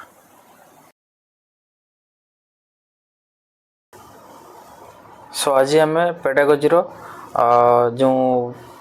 बछा बछा तुम जो 25टा क्वेश्चन आज मुझे डिस्कस करी ये तुम यूनिट 3 रोचे मुझे कहीदे ये जो आज 25टा क्वेश्चन डिस्कस करी तुम सिलेबस यूनिट 3 रो ऑलरेडी यूनिट 1 एंड यूनिट 2 रो मु क्वेश्चंस रो सब डिटेल्स रो एनालिसिस कर दी MCQ जाकि क्लास कर आज 25टा क्वेश्चन डिस्कस करिए यूनिट 3 रे चलो देखो फर्स्ट क्वेश्चन कहला शिक्षादान शेष सपनाटी कौन जिते शिक्षादान सपन कथा आसो तार टोटाल 3टा सपन रही सपन नंबर 1 2 3 एक रे आम आसो उपक्रम जो इंट्रोडक्शन 2 रे तुम आसो प्रेजेंटेशन जो तक आम कह उपस्थापन एंड 3 रे आसो तुम इभालुएसन तुम मूल्यांकन तेणु आमको ये पचार शेष सपनाटा शेष माने यही जगार किए रहा जगार किए रहा मूल्यांकन तेणु फास्ट तुम उपक्रम सेकेंड तुम उपस्थापन उपस्थापन और थर्ड तुम मूल्यांकन तेणु लास्ट आमको पचार शेष सोपानटी तेणु मूल्यांकन is the right answer D हूँ करेक्ट ओके मुझे ऑलरेडी कही क्लास क्वेश्चंस सब क्वेश्चन ना कि जस्ट क्वेश्चंस पढ़ी मुझे आंसर्स कहीदेवी विथ क्वेश्चन सहित तुम मुझे एनालिसिस भी करदेवी जोटा कि तुम ओवरऑल आइडिया हो जो मैंने थ्योरी पढ़ी न जमा ओके अच्छा नेक्स्ट क्वेश्चन कहला यूनिट 2 रे मूल्यांकन प्रधान लक्षण कौन मूल्यांकन माने तुम इभालुएसन तुम जानिच तुम जो यूनिट 3 रही इभालुएसन पर रही तेणु मूल्यांकन तार मुख्य लक्षण कौन तुम जो मूल्यांकन जो तुम जो हुए जो तुम प्राइमरीली 2 टाइप्स हुए गोटे तुम रही गठनमूलक जो तक आम कह फॉर्मेटिव असेसमेंट आ गोटे तुम जो रही समेटिव असेसमेंट तेणु गठन तक जो कह जो फॉर्मेटिव असेसमेंट ये तुम हुए जो ड्यूरिंग द जो सेशन टाइम रे होता है जहाँद्वारा कि पिलार अचीवमेंट केते होची आमे ताको चेक करने किंतु समेटिव असेसमेंट टोटल तुम गोटे पिलार रिजल्ट बा तार जो आउटकम जानापी ये एंड ऑफ द ये हूँ end of the session and ये हूँ ड्यूरिंग द सेशन ये ओके कि आमर फॉर्मेटिव असेसमेंट आ समेटिव हूँ एंड ऑफ द सेशन तेणु ये तुम कहला जे मूल्यांकन प्रधान लक्ष्य कौन मूल्यांकन इभालुएसन ये तुम जो आसो जे शिक्षार्थी शिक्षण उपलब्धि जाना केते सी अचीव करिछि बस ओके नेक्स्ट तुम कहला परीक्षण मौखिक धारारू शिक्षार्थी क्यों दक्षता सहज परीक्षा परीक्षा कर जो मौखिक जो आम जो जान जो मैंने सब विशेषकर जो मैंने शिशु मंदिर पढ़ती ओराल टेस्ट प्राय मैक्सिमम होता है तो से जो ओराल टेस्ट हुए हम जो मौखिक आधार जो प्रश्न पचरा जाए जहाँद्वारा कि शिक्षार्थी गोटे स्टूडेंटर कौ एबिलिटी को आम जापर तो जिते आम प्रश्न पचार से पिलाटी फास्ट कौन कर फास्ट शुणव शुणी सारापर तापर से कह तेणु तार आम मेन लक्ष्य माने मेन हूँ आम एम रखा कौन जे फोकस रखा जे पिला तार लिसनिंग बा श्रवण एबिलिटी केते अच्छी एंड शुणी सारापर आंसर से कही पारुचु ना नहीं कथन एबिलिटी तेणु दीटा आम चेक करूँ ओरल टेस्ट मध्यम कथन and Shravan option number D is the right answer okay. Next देखा क्वेश्चन नंबर 4 रे जे शिक्षार्थी को गोटे गीत कहवा कहले माने गीत तो कहवा कि तू गीत बोल से टाइम रे तार क्यों दक्षता आम जाना एवं तुम जो किसी क्वेश्चन रही तुम LSRW शुणा जो श्रवण जो स्पीकिंग जो कथन रीडिंग आउ तुम जो रही आमर माने राइटिंग जो आम लिखन तेणु चार्टा एवं तुम ये कौन माने टेस्ट माने जो तारी विषय तुम क्वेश्चन किसी आसो एठी तुम पचारा कहा ना गीत बोलवा माने कहवा तेणु स्पीकिंग कथाटी आम कथा कहे स्पीकिंग रेडी कौन ना जिते कहला जे शिक्षार्थी जो आम गीत कथा गीत बोलिया कौच माने गीत कहवाई चाहूचे तो कहवा जो गीत कह माने तार कौन टेस्ट करवा कथन ही टेस्ट करवा ना से केमती गीत कही पार्छ ना नहीं C is the right answer. Question number 5 रे कहला जे शिक्षार्थी जिते आम गोटे अनुच्छेद दबा और पढ़ा कहवा से तार क्यों दक्षता आम ताकू जाना पढ़ा कथा आसने कौन हम पठन वेरी इजी 6 रे कहला हस्ताक्षर लेखा जो कहवा कौन दक्षता आम टेस्ट करूँ लेखा कथा आसना लिखन तेणु एगुड़ा आराम से टिके माइंड ये कले आराम से हो 7 कहला गठनमूलक परीक्षा शिक्षार्थी क्यों उपलब्धि करेंगे एवं तुम आसला गठनमूलक गठनमूलक मान कौन कहली मन रख गठनमूलक माने ताको आम इंग्लीश कहू फॉर्मेटिव असेसमेंट कौन कहू फॉर्मेटिव असेसमेंट फॉर्मेटिव असेसमेंट आम कौन पाई करिथाउ ना क्यों उपलब्धि जानी हुए ना पठन लिखन कथन ए सब जिन शिक्षण माने लर्निंग जिनसटा आम जानापी आम कौन करूँ ना आम पठन सॉरी आमर जो फॉर्मेटिव असेसमेंट टेस्ट करिथाउ तेणु शिक्षण उपर आम जानापी B is the right answer okay.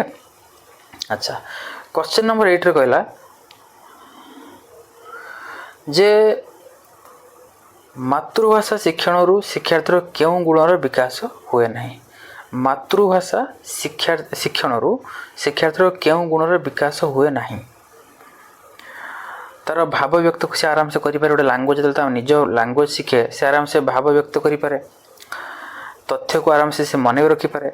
भाषार नियम को से मानिक चले बट हिसाब पत्र ये तो मैथमेटिक ये तो गणित कथा आसला ना ये मातृभाषा सहित कौन संपर्क अच्छी तेणु से कही कौटा इनएप्रोप्रिएट तेणु D is the right answer okay कौटा आंसर कहली right answer D is the right answer. Question number 9 कहला जे मूल्यांकन शिक्षार्थी क्यों उद्देश्य आधारित हेबा उचित मूल्यांकन शिक्षार्थी क्यों उद्देश्य आधारित हेबा उचित मूल्यांकन मान जो इभालुएसन प्रथम देख मूल्यांकन आम जो करूँ कौ जिनस करूँ मूल्यांकन शिक्षार्थीर क्यों उद्देश्य आधारित हेबा उचित जो इभालुएसन प्रोसेस आम करूँ से तुम ज्ञान कथा सेमती किसी आसोनी एक्सप्रेशन बा अभिव्यक्ति कथा किसी आसोनी दीटा ऑप्शन रहा पाठ्यक्रम रहा आ तुम अवबोधन रहा ओके तो मूल्यांकन जो आम करूँ आम किसी एक्स्ट्रा बाहर के पिला को क्वेश्चन देके आम करूनी आम सिलेबस जहाँ रही आम से हिसाब से ट्रेनिंग देकी पढ़ेकी आम लास्ट रे इवालुएशन प्रोसेस कर तेणु पाठ्यक्रम जोटा रही है हम A is the right answer okay. अच्छा क्वेश्चन 10 कहला जे क्यों जातीय पाठ्यक्रम हिसाब से जातीय पाठ्यक्रम माने तुम जो पाठ्यपुस्तक तैयारी होती सीधा तुम मारियो जो नेशनल करिकुलम फ्रेमवर्क जोटा कि 2005 ओके। नेक्स्ट तुम आसो जे मूल्यांकन शिक्षक निजर कौन आकलन करती जो मूल्यांकन जो हुए जो इवालुएसन जो करती शिक्षक निजर कौन आकलन करते निजर गोटे वर्ष जाक से गोटे पिला को पढ़े लास्ट एग्जाम करेंगे देले पिलार तो जानले जे केते रिजल्ट रखला निजर से कौन जिनसा टेस्ट करेंगे ना निजर कथा कहले जे निजर सफलता ଶିକ୍ଷାର୍ଥୀ କଥା କହିଲେ ଏଠି ଯଦି ଥାନ୍ତା ମୂଲ୍ୟାୟନରୁ ଶିକ୍ଷକ ଶିକ୍ଷାର୍ଥୀର କ'ଣ ଆକଳନ କରନ୍ତି ତ ଏଠି ଶିକ୍ଷାର୍ଥୀର ସଫଳତା ହେଇଥାନ୍ତା। ନିଜର ମତ ନିଜର ସଫଳତା ଯେ ନିଜେ ସେ ତାଙ୍କର ନଲେଜକୁ ପ୍ରୋଭାଇଡ଼ କରିକି ପିଲାମାନଙ୍କୁ ପଢ଼େଇକି ସେ କେତେ ମାତ୍ରାରେ ବା କେତେ ଡିଗ୍ରୀରେ ପିଲାକୁ ହେଲ୍ପ କରୁଛନ୍ତି ଇନ୍ ଅଣ୍ଡରଷ୍ଟାଣ୍ଡିଂ ଦ ଚାପ୍ଟର। ତେଣୁ ନିଜର ସଫଳତାକୁ ସେ ଜାଣିବା ପାଇଁ ସେ ମୂଲ୍ୟାୟନ କରିଥାନ୍ତି। ଓକେ, ନେକ୍ସଟ କହିଲା ସାକ୍ଷାତକାର ବେଳେ ପରୀକ୍ଷାର୍ଥୀମାନେ ଡରି ଯାଆନ୍ତି। ତେଣୁ ଏଥିପ୍ରତି ଆମେ କେଉଁ ଜିନିଷ ଉପରେ ଆମେ ସତର୍କ ହେବା ଉଚିତ? ଯେତେବେଳେ ସାକ୍ଷାତକାରକୁ ଆମେ କ'ଣ କହୁ ଇଂଲିଶରେ ନା ଇଣ୍ଟରଭ୍ୟୁ ଆମେ କହିଥାଉ। ଓକେ, ସାକ୍ଷାତକାରକୁ ଆମେ ଇଂଲିଶରେ କ'ଣ କହୁ ନା ଆମେ ଇଣ୍ଟରଭ୍ୟୁ ବୋଲି କହିଥାଉ। ତେଣୁ ଇଣ୍ଟରଭ୍ୟୁ ଯେତେବେଳେ ହୋଇଥାଏ ସେ ପୂର୍ବରୁ ଆମେ ପିଲାମାନଙ୍କୁ ସେଥିପାଇଁ ମୌଖିକ ପରୀକ୍ଷା କରାଯାଏ। ଓରାଲି ତାଙ୍କୁ ସବୁ ଜିନିଷ ପଚରାଯାଏ। ଇଣ୍ଟରଭ୍ୟୁରେ ହିଁ ତ ସବୁ ଓରାଲି ଜିନିଷ ହୁଏ ନା, ମାନେ ମୌଖିକ ଆକାରରେ। ତେଣୁ ପିଲାଙ୍କୁ ନିୟମିତ ମୌଖିକ ପରୀକ୍ଷା କରାଇବା। ନେକ୍ସଟ କହିଲା ଗୋଟିଏ ପ୍ରଥମ ଶ୍ରେଣୀ ପିଲାର ଭାଷା ପରୀକ୍ଷଣରେ ମୌଖିକ ଉପରେ ଶତକଡ଼ା କେତେ? ପ୍ରଥମ ଶ୍ରେଣୀରେ ପଢ଼ୁଛି ତାମାନେ ମୌଖିକ ଉପରେ ଅଧିକ ଗୁରୁତ୍ୱ ଦିଆଯିବ, ଯେତିକି ସବଜେକ୍ଟିଭ୍ ଉପରେ ସେତିକି ଓରାଲ ଉପରେ। ତେଣୁ 50-50 ତୁମର ରହିବ। ତେଣୁ 50 is the right answer. Question number 14 କହିଲା क्वेश्चन नंबर 14 कौच क्यों प्रकार प्रश्न विकल्प उत्तर दि जाए माने ऑप्शनल माने धर जो गोटे क्वेश्चन देला ता और भी आम क्वेश्चन पाई था गोटे लंग क्वेश्चन देछि तो लंग क्वेश्चन ले वन देला जे एटा करिया पई पुणी ता और लिखिकी पुणी आ गोटे आंसर क्वेश्चन करिया पई तेणु आम से लंग क्वेश्चन देखा पाई था संक्षिप्त जो शॉर्ट आंसर देखा पाई था तो ए दुटा हबार चांस नहीं। बाकी रहा जो वस्तुनिष्ठ उत्तरमूलक प्रश्न प्रयोगमूलक प्रश्न प्रयोग देखा पाई था तेणु ये भी हेनी। बाकी रहा कि वस्तुनिष्ठ उत्तरमूलक हम या माने कौन वस्तुनिष्ठ भितर सब आसो तुम किए तुम फिल इन द ब्लैंक्स आसो जो क स्तंभ आ ख स्तंभ आसो ए तो तार माने ऑब्जेक्टिव एक्स्ट्रा जो विकल्प उत्तर कौन दिए विकल्प प्रश्न ही देवार चांस ही नहीं जहाँ दब वन गोटे ही दब। ओके तेणु वस्तुनिष्ठ उत्तरमूलक प्रश्न is the right answer. Next तुम कहला जे टेलीविजन रे परिवार प्रतियोगिता कार्यक्रम करा क्यों प्रकार परीक्षण टेलीविजन रे कौन करा समस्त अच्छा तो भितर गोटे प्रतियोगिता कराऊँगी तेणुटा क्यों प्रकार ये ना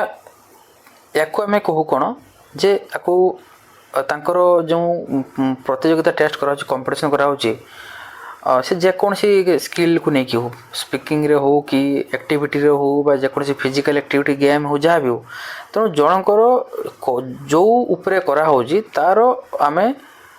कौन टेस्ट करूँ ना प्रोफिशिएंसी टेस्ट करूँ। प्रोफिशिएंसी को आम ओडिया को प्रवीणता परीक्षण प्रोफिशिएंसी टेस्ट करने आम टेलीविजन रे जो प्रतियोगिता करा जाए से जिनस को आम को प्रवीणता बा प्रोफिशिएंसी टेस्ट करूँ। ओके नेक्स्ट कहला तुम एकक परीक्षण रू कौन जानी हुए एकक परीक्षण को आम इंग्लीश कौन कहवा ना यूनिट टेस्ट बोली कहवा कौन कह यूनिट टेस्ट तेणु यूनिट टेस्ट द्वारा आम कौन जानी था शिक्षार्थीर अभिज्ञता शिक्षार्थीर अनभिज्ञता निर्दिष्ट एककर शिक्षण दक्षता वृद्धि ना सामग्रिक भाव दक्षतार वृद्धि। यूनिट टेस्ट आम करूँ कौन ना माने जो मन रखियो जो आम यूनिट टेस्ट करूँ तार सेमती पूर्व आम गोटे पिला को टाइमिंग दबा उचित नुहे कि गोटे डेडलाइन देवा उचित नुहे कि यही तोर नेक्स्ट क्लास रे यूनिट टेस्ट करी आम से कहूँ बट से रूल हिसाब से पेडागोजी हिसाब से भूल। यूनिट टेस्ट केते बेले भी गोटे टीचर डिसाइड करें जे मु आज क्लास रे पढ़ाऊँगी माने मीन्स धरा जो गोटे टॉपिक पढ़ाला से टाइम रे कौन कर टीचर टॉपिक पढ़ाई सारापर से 10 क्वेश्चन देदेला एग्जाम करेगा that is called unit test ना। तेणु एक निर्दिष्ट एकक शिक्षण दक्षतार वृद्धि is the right answer. Okay अच्छा वर्ष को मात्र 2टी परीक्षा नक एकाधिक परीक्षा कले कौन लाभ हुए ऑब्वियसली शिक्षार्थी जो मानसिक चापटा कमी जाए तेणु C is the right answer. Okay से मक टेस्ट हो ना निम्नगामी जलस्रोत को कहीं अटकाई पारे ना सरल भाषा बुझाई लेख एटा की प्रकार प्रश्न कही देख निम्नगामी सरल भाषा माने बहुत कम लिमिटेड वर्ड रे लेख कम लिमिटेड माने लंग क्वेश्चन दीर्घमूलक हो पारनी अति संक्षिप्त चांस ही नहीं अति संक्षिप्त माने जस्ट गोटे वर्ड रे ना सेमती कहीं हम ये तो निहाती गोटे सेंटेंस तो मिनिमम तो लिखते पड़ो ना गोटे वाक्य तो लिखा पड़ो ना गोटे वर्ड रे केमती खत्म माने कंप्लीट करदे तेणु अति संक्षिप्त भी हेनी ବସ୍ତୁନିଷ୍ଠ ଭିତରେ କିଏ ଆସିବ ତୁମର ଅବଜେକ୍ଟିଭ ଟାଇପ୍ ଆସିବ କ ସ୍ତମ୍ଭ ଖ ସ୍ତମ୍ଭ ଆସିବ ଫିଲ୍ ଇନ୍ ଦ ବ୍ଲାଙ୍କ୍ସ ଆସିବ ତେଣୁ ଏଗୁଡ଼ା ଚାନ୍ସ ନାହିଁ ସଂକ୍ଷିପ୍ତ ଉତ୍ତରମୂଳକ ହେବ ଯେଉଁଟାକି ଆମେ କହୁ ଯେଉଁ ସର୍ଟ ଟାଇପ୍ ଅଫ୍ ଇଏ ହଉ ଓକେ ତାକୁ ଆମେ କହୁ ତେଣୁ ବି is the right answer B is the right answer. Question number 19 କହିଲା ମେଳକ ପ୍ରଶ୍ନକୁ ଯେଉଁ ଆମେ କ ସ୍ତମ୍ଭ ଆଉ ଖ ସ୍ତମ୍ଭ ଏ ଯେଉଁ ମେଳକ ପ୍ରଶ୍ନରୁ ଆମେ ଶିକ୍ଷାର୍ଥୀର କେଉଁ ଦକ୍ଷତା ପରୀକ୍ଷା କରୁ ଏଠି ଦେଇଛି ଏମିତି ଧରାଯାଉ କିଛି ଦେଇଛି ତାକୁ ଆମେ ମ୍ୟାଚ୍ କରିବା ମ୍ୟାଚ୍ କରିବା ତାକୁ ଯେଉଁ ଯିଏ ଯାଇଥିଲେ ତାର ସୁଇଟେବୁଲ୍ ଏଇ ଯେଉଁ ଆମେ କରିବା ଦ୍ୱାରା ପିଲାର ଆମେ କେଉଁ ଟାଇପ୍ର ଦକ୍ଷତା ଆମେ ପରୀକ୍ଷା କରିଥାଉ ମ୍ୟାଚିଂ ଦ୍ୱାରା କ'ଣ ନା ଏଠି ଜଣକୁ କରିବା ପାଇଁ ହେଲେ ତାକୁ ବହୁତ ନଲେଜ୍ ତାକୁ ଏଠି ଆପ୍ଲାଏ କରିବା ପାଇଁ ପଡ଼ିବ ତାର ଅଣ୍ଡରଷ୍ଟାଣ୍ଡିଂ ପାୱାର ଏଠି ଇମ୍ପ୍ରୁଭ୍ କରତେ ପଡ଼ିବ ଏଠି ସେ କନସେନ୍ଟ୍ରେଟ୍ କରିକି ତେଣୁ ଅବବୋଧନ is the right answer okay ଆଚ୍ଛା କାହିଁକିନା ବସ୍ତୁନିଷ୍ଠରେ ତ ଆସିବ ଅବଜେକ୍ଟିଭ୍ ଟାଇପ୍ ଆସିବ ଏଇଟା ଅବଜେକ୍ଟିଭ୍ ଟାଇପ୍ ବିଲକୁଲ ନୁହେଁ କୌଶଳ ସ୍କିଲ୍ ଏଠି କ'ଣ ଦରକାର ଏଠି ଜ୍ଞାନ ଦରକାର ବଟ୍ ଏଠି ଅବବୋଧନ ହେବା ଦରକାର ନଲେଜ୍ ଏଠି ଅଣ୍ଡରଷ୍ଟାଣ୍ଡିଂ ଡିପ୍ ଅଣ୍ଡରଷ୍ଟାଣ୍ଡିଂ ଏଠି ଦରକାର ଓକେ 20ରେ କହିଲା ଅସମ୍ପୃକ୍ତ ଶବ୍ଦକୁ ବାଛି ପୃଥକ କର ଏହା କି ପ୍ରକାର ପ୍ରଶ୍ନ ଏଇଟା କହିଛି ଅସମ୍ପୃକ୍ତ ଶବ୍ଦକୁ ବାଛିକି ଆମେ ଅଲଗା କରିବା ଯେତେବେଳେ ଅଲଗା କରିବା କଥା ଆସିବ ପୃଥକ ମାନେ କ'ଣ ନା ପୃଥକକୁ ଆମେ ଇଂଲିଶରେ କହୁ ଟେକ୍ନିକ୍ ଯେମିତି କହୁଛି ତୁମେ ସେମିତି ପ୍ରାକ୍ଟିସ୍ କର ପୃଥକକୁ ଆମେ କହୁ କ୍ଲାସିଫାଇ କରିବା କ୍ଲାସିଫାଇ ମାନେ ବିଭକ୍ତି କରିବା ଭାଙ୍ଗିବା ଏମିତିକା ମାନେ ଏମିତିକା ତ ଭାଙ୍ଗିବା ତାକୁ ଆମେ କ'ଣ କରିବା ବର୍ଗୀକରଣ କରିବା A is right answer okay ଆଚ୍ଛା ନେକ୍ସଟ 21ରେ ଆସିଲା ଆଉ 2-3ଟା କ୍ୱେଶ୍ଚନ୍ ଅଛି ସରିଯିବ ଧନ ଶବ୍ଦରୁ ଇନ୍ ପ୍ରତ୍ୟୟ ଯୋଗ କଲେ ଧନୀ ହୁଏ ସେହିପରି ଗୁଣ ଶବ୍ଦରେ ଇନ୍ ପ୍ରତ୍ୟୟ ଯୋଗ କଲେ ଗୁଣୀ ହେବ ତେଣୁ ଏହା କି ପ୍ରକାର ପ୍ରଶ୍ନ ହୋଇଛି କି ପ୍ରକାର ପ୍ରଶ୍ନ ତ ଏଠି ଆମେ କ'ଣ କଲେ ଏଠି ମୋତେ ଗୋଟେ ଏଠି ଆମେ କ'ଣ କଲେ କ'ଣ ଏଠି ଆମେ ଏଠି ଯେ ଧନୀ ଯେ ହୁଏ ଆମେ ଏଠି ଜାଣିଲେ କେମିତିକା ନା ସେ କହିଲା ଯେ ଧନ ଶବ୍ଦରୁ ଇନ୍ ପ୍ରତ୍ୟୟ ଏଠି ଆମକୁ କ୍ୱେଶ୍ଚନ୍ ସେ ପଚାରିଲା ଗୁଣ ଶବ୍ଦରେ ଇନ୍ ପ୍ରତ୍ୟୟ ଯୋଗ କଲେ ଆମର ଗୁଣ ଶବ୍ଦରେ ଇନ୍ ପ୍ରତ୍ୟୟ ଯୋଗ କଲେ ଏଠି ପଛି କ'ଣ ହେବ ତା ପାଇଁ କ'ଣ କଲେ ତା ପୂର୍ବରୁ ଏଠି ଗୋଟେ ଉଦାହରଣ ଦେଇଦେଲା ଯେ ଏମିତି ଧନ ଶବ୍ଦରେ ଇନ୍ ପ୍ରତ୍ୟୟ ଯୋଗ କଲେ ଧନୀ ହେବ ଏଇଟା ଗୋଟେ ଉଦାହରଣ ଦେଇଛି ତେଣୁ ସେଇ ଉଦାହରଣକୁ ବେସ୍ କରିକି ଏଇଟା ତେଣୁ ଏଠି ଉଦାହରଣ ଅଲରେଡ଼ି ଦେଇଦେଇଛି ତେଣୁ ତାକୁ ଆମେ କହିବା ଦୃଷ୍ଟାନ୍ତମୂଳକ ପ୍ରଶ୍ନ ମିନ୍ସ ଏଇଟା ଉଦାହରଣ ସ୍ୱରୂପ ପ୍ରଶ୍ନଟା ଦୃଷ୍ଟାନ୍ତମୂଳକ ମାନେ ଏଠି ଆମକୁ ଦେଖିବାକୁ ପଡ଼ିବ ଏଠି ଅଲରେଡ଼ି ଉଦାହରଣ ଦେଇଦେଇଛି ତାକୁ ଦେଖିକି ଆମେ ଡିସାଇଡ଼୍ କରିବା ଏଠି ଆନ୍ସର୍ କ'ଣ ହେବ ବାସ୍ ଇଜି ତେଣୁ C is the right answer ତେଣୁ ବୁଝିବାକୁ ପଡ଼ିବ ଏଇଟା ବହୁତ ଇଜି ଅଛି ବୁଝିଲେ ଇଜି ନ ବୁଝିଲେ କଷ୍ଟ ଓକେ ନେକ୍ସଟ ମୂଲ୍ୟାୟନରୁ ଦୁର୍ବଳ ପିଲା ଚିହ୍ନଟ କରିବା ପରେ ଶିକ୍ଷକ କ'ଣ କରିବେ ଯେଉଁ ଇଭାଲୁଏସନ୍ କଲେ ଇଭାଲୁଏସନ୍ ପରେ ଶିକ୍ଷକ ଦୁର୍ବଳ ପିଲାକୁ ଯେଉଁ ଚିହ୍ନିବେ ଯେ କିଏ କାହା ଭିତରେ କ'ଣ ୱିକ୍ ରହିଛି ବା ୟା ଭିତରୁ କେଉଁମାନେ ୱିକ୍ ପିଲା ତେଣୁ ସେଇଟା ସେଠି କରିବେ କ'ଣ ଶିକ୍ଷକ ନା ସେଠି ଅଭିଭାବକକୁ ଜଣାଇବେ ଏଟା ହେବ ନା ଯେଉଁ ପ୍ରଗତି ପତ୍ର ମାନେ ଯେଉଁ ପ୍ରୋଗ୍ରେସ୍ ରିପୋର୍ଟ ଲେଖିବେ ନା ପ୍ରତିକାରମୂଳକ ବ୍ୟବସ୍ଥା କରିବେ ନା ପିଲାଙ୍କୁ ଉପଦେଶ ଦେବେ ଦେଖ 2-4ଟା ପିଲା ଅଛନ୍ତି ତାଙ୍କ ଭିତରୁ କି 6ଟା ପିଲା କି 8ଟା ପିଲା 10ଟା ପିଲା ଅଛନ୍ତି 10ଟା ପିଲା ଭିତରୁ ଆମେ ଧର ଜାଣିଲେ ଯେ 1 2 3 4ଟା ପିଲା ଟିକେ ୱିକ୍ ଅଛନ୍ତି ଆମେ ଜାଣିବା ଏବେ ଆମର କାମ କ'ଣ ଯେ ସେ ପିଲାଙ୍କୁ କେମିତି ଷ୍ଟ୍ରଙ୍ଗ କରିବା ଗାର୍ଡ଼ିଆନ୍କୁ ଜଣାଇଲେ କ'ଣ ସେମାନେ କ'ଣ ପଢ଼େଇବେ ନା କିଛି ମ୍ୟାଜିକ୍ ଦେଇଦେବେ କିଛି ଲାଭ ଅଛି କି ପ୍ରୋଗ୍ରେସ୍ ରିପୋର୍ଟରେ ଲେଖିଦେଇକି ପଠାଇଦେବା ଗାର୍ଡ଼ିଆନ୍ ଘରକୁ ସେମାନେ କ'ଣ କରିବେ ପିଲାଙ୍କୁ ଉପଦେଶ ଦେଲେ କ'ଣ ଏଠି ତ ସେମିତି କିଛି ଧର୍ମ ଉପରେ ବାଣୀ ଦିଆଯାଉନି ଯେ ତାଙ୍କୁ ଆମେ ଉପଦେଶ ଦେବା ଏଠି ଆମକୁ କ'ଣ କରିବା ପାଇଁ ପଡ଼ିବ ନା ଏଠି ଆମକୁ ରିମେଡ଼ିଆଲ୍ ମେଥଡ଼ ଯେଉଁ ରିମେଡ଼ିଆଲ୍ ମେଥଡ଼ ମାନେ ଏଠି ଆମକୁ ପ୍ରତିକାରମୂଳକ ବ୍ୟବସ୍ଥା କରତେ ପଡ଼ିବ ଯେ କେମିତି କଲେ 4ଟା ପିଲାର ପରଫର୍ମାନ୍ସ ବେଟର୍ ହେଇପାରିବ ଓକେ ତେଣୁ ଏଠି C is the right answer last question ତାପରେ କ୍ଲାସ୍କୁ ଆମେ ଶେଷ କରିବା ତା ପୂର୍ବରୁ ମୁଁ ଆଉ ଥରେ କହିଦେଉଛି ଦେଖ କ୍ଲାସ୍ କଣ୍ଟିନ୍ୟୁ ଚାଲିଛି ତୁମର OTETରେ କ୍ୱାଲିଫାଇ କରିବାର ଯଦି ଅଛି ସବୁ ତୁମର ବାରମ୍ବାର କହିସାରିଛି ଓଡ଼ିଆ ଇଂଲିଶ ପେଡାଗୋଜିକୁ ଭଲସେ ପଢ଼ିକି ଗଲେ OTET ଆରାମସେ କ୍ୱାଲିଫାଇ କରିପାରିବ ଚାନ୍ସେସ୍ ଅଛି ବିକଜ୍ 90 ମାର୍କ ଆସୁଛୁ କ୍ଲାସେସ୍ ତୁମର ଇଂଲିଶରେ ଗ୍ରାମାର ଏବେ ଯେହେତୁ ଓଡ଼ିଆରେ ଚାଲିଛି ସିରିଜ୍ ମୁଁ ଓଡ଼ିଆରେ ଥିଓରିର ଅଲମୋଷ୍ଟ କରିଛି ପେଡାଗୋଜିରେ ଗ୍ରାମାର ଓଡ଼ିଆରେ ସବୁ ତୁମର କ୍ଲାସେସ୍ ହେଇଛି ତୁମ ପ୍ଲେଲିଷ୍ଟକୁ ଯାଇକି ସବୁ ଚେକ୍ କରି ଗ୍ରାମାର କ୍ଲାସ୍ ପିଲା କରୁଛନ୍ତି ଗ୍ରାମାର କ୍ଲାସ୍ କର ପେଡାଗୋଜିରେ ऑलमोस्ट सरिया पे आसलान तुम क्लास जो एमसीक्यू विथ जो थियोरी या पर पुणी सब नहीं आसबि इंग्लीश रे नहीं आसबि सीडीपी रे सब एमसीक्यू नहीं जेहतु एग्जाम भी आसलानी एबे ओनली मु एमसीक्यू पकेबी एमसीक्यू जो क्लासेस जो करूची समस्ते तो जे क्लास तो करूँ ऑब्जेक्टिव जो आम एमसीक्यू करूँ बट एटी एमसीक्यू मु तुमको पढ़े कि तार एक्सप्लेनेशन दूसरी जहाँद्वारा कि जो मैंने थियोरी पढ़ी ना कि आइडिया ना तो गोटे जो क्लास रे तांकर थियोरी विथ जो एमसीक्यू जो एक्सप्लेनेशन थ्रू रे से माने टोटल तांकर जो जहाँ भी डाउट अच्छी क्लास ये से कवर हो तेणु क्लास कंटिन्यू कर सबू क्लासेस जाके प्ले स्टोर देख ओटीटी सीडीपी हो ओडिया ग्रामर हो ओडिया पेडागोजी हो इंग्लिश ग्रामर हो सबू थी तुम क्लासेस रही तेणु क्लास तुम कर this is the last solution and जो मैंने नोट जो मैंने नहीं न इंटरेस्टेड अच्छो जो मैंने बाकी रही जाइछो साइट रे डिटेल्स आसूची कंटाक्ट करो कंटाक्ट करिकी एपे भी टाइम अच्छी ऑलमोस्ट 25 डेज कि 26 डेज अच्छी नहीं कि एज फॉर गोटे ओवरलुक फाइन तुम आराम से प्रिपरेशन कर पारिबो ओके नेक्स्ट लास्ट क्वेश्चन हम डिस्कस करबा अभिभावक को जो अभिभावक माने गार्डियन को मतामत को आमे कोन बोली कहबा आमे धर जो पढ़ेले पिला मार्क रखला प्रोग्रेस रिपोर्ट आमे तांको गार्डियन को घर को पठेले एबे गार्डियन को पाखर आमे मतामत नबा जे केमती कोन पिलार परफॉर्मेंस जेमती हला आपण सेतरे सैटिस्फाइड जहाँ भी हो तेणु तांकर मतामत जते नबा ताको आमे कोन कहबा परामर्श कोन एडवाइस तांको कोन नबा कोन इम्पॉसिबल परामर्श सेमती किछि नाही जो आमे प्रतिकार भी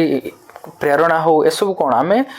जो जिते बड़े गोटे अभिभावक पाखर मतामत नौचे ताने आम पाखर फीडबैक नौचे कौन पाखर नौचे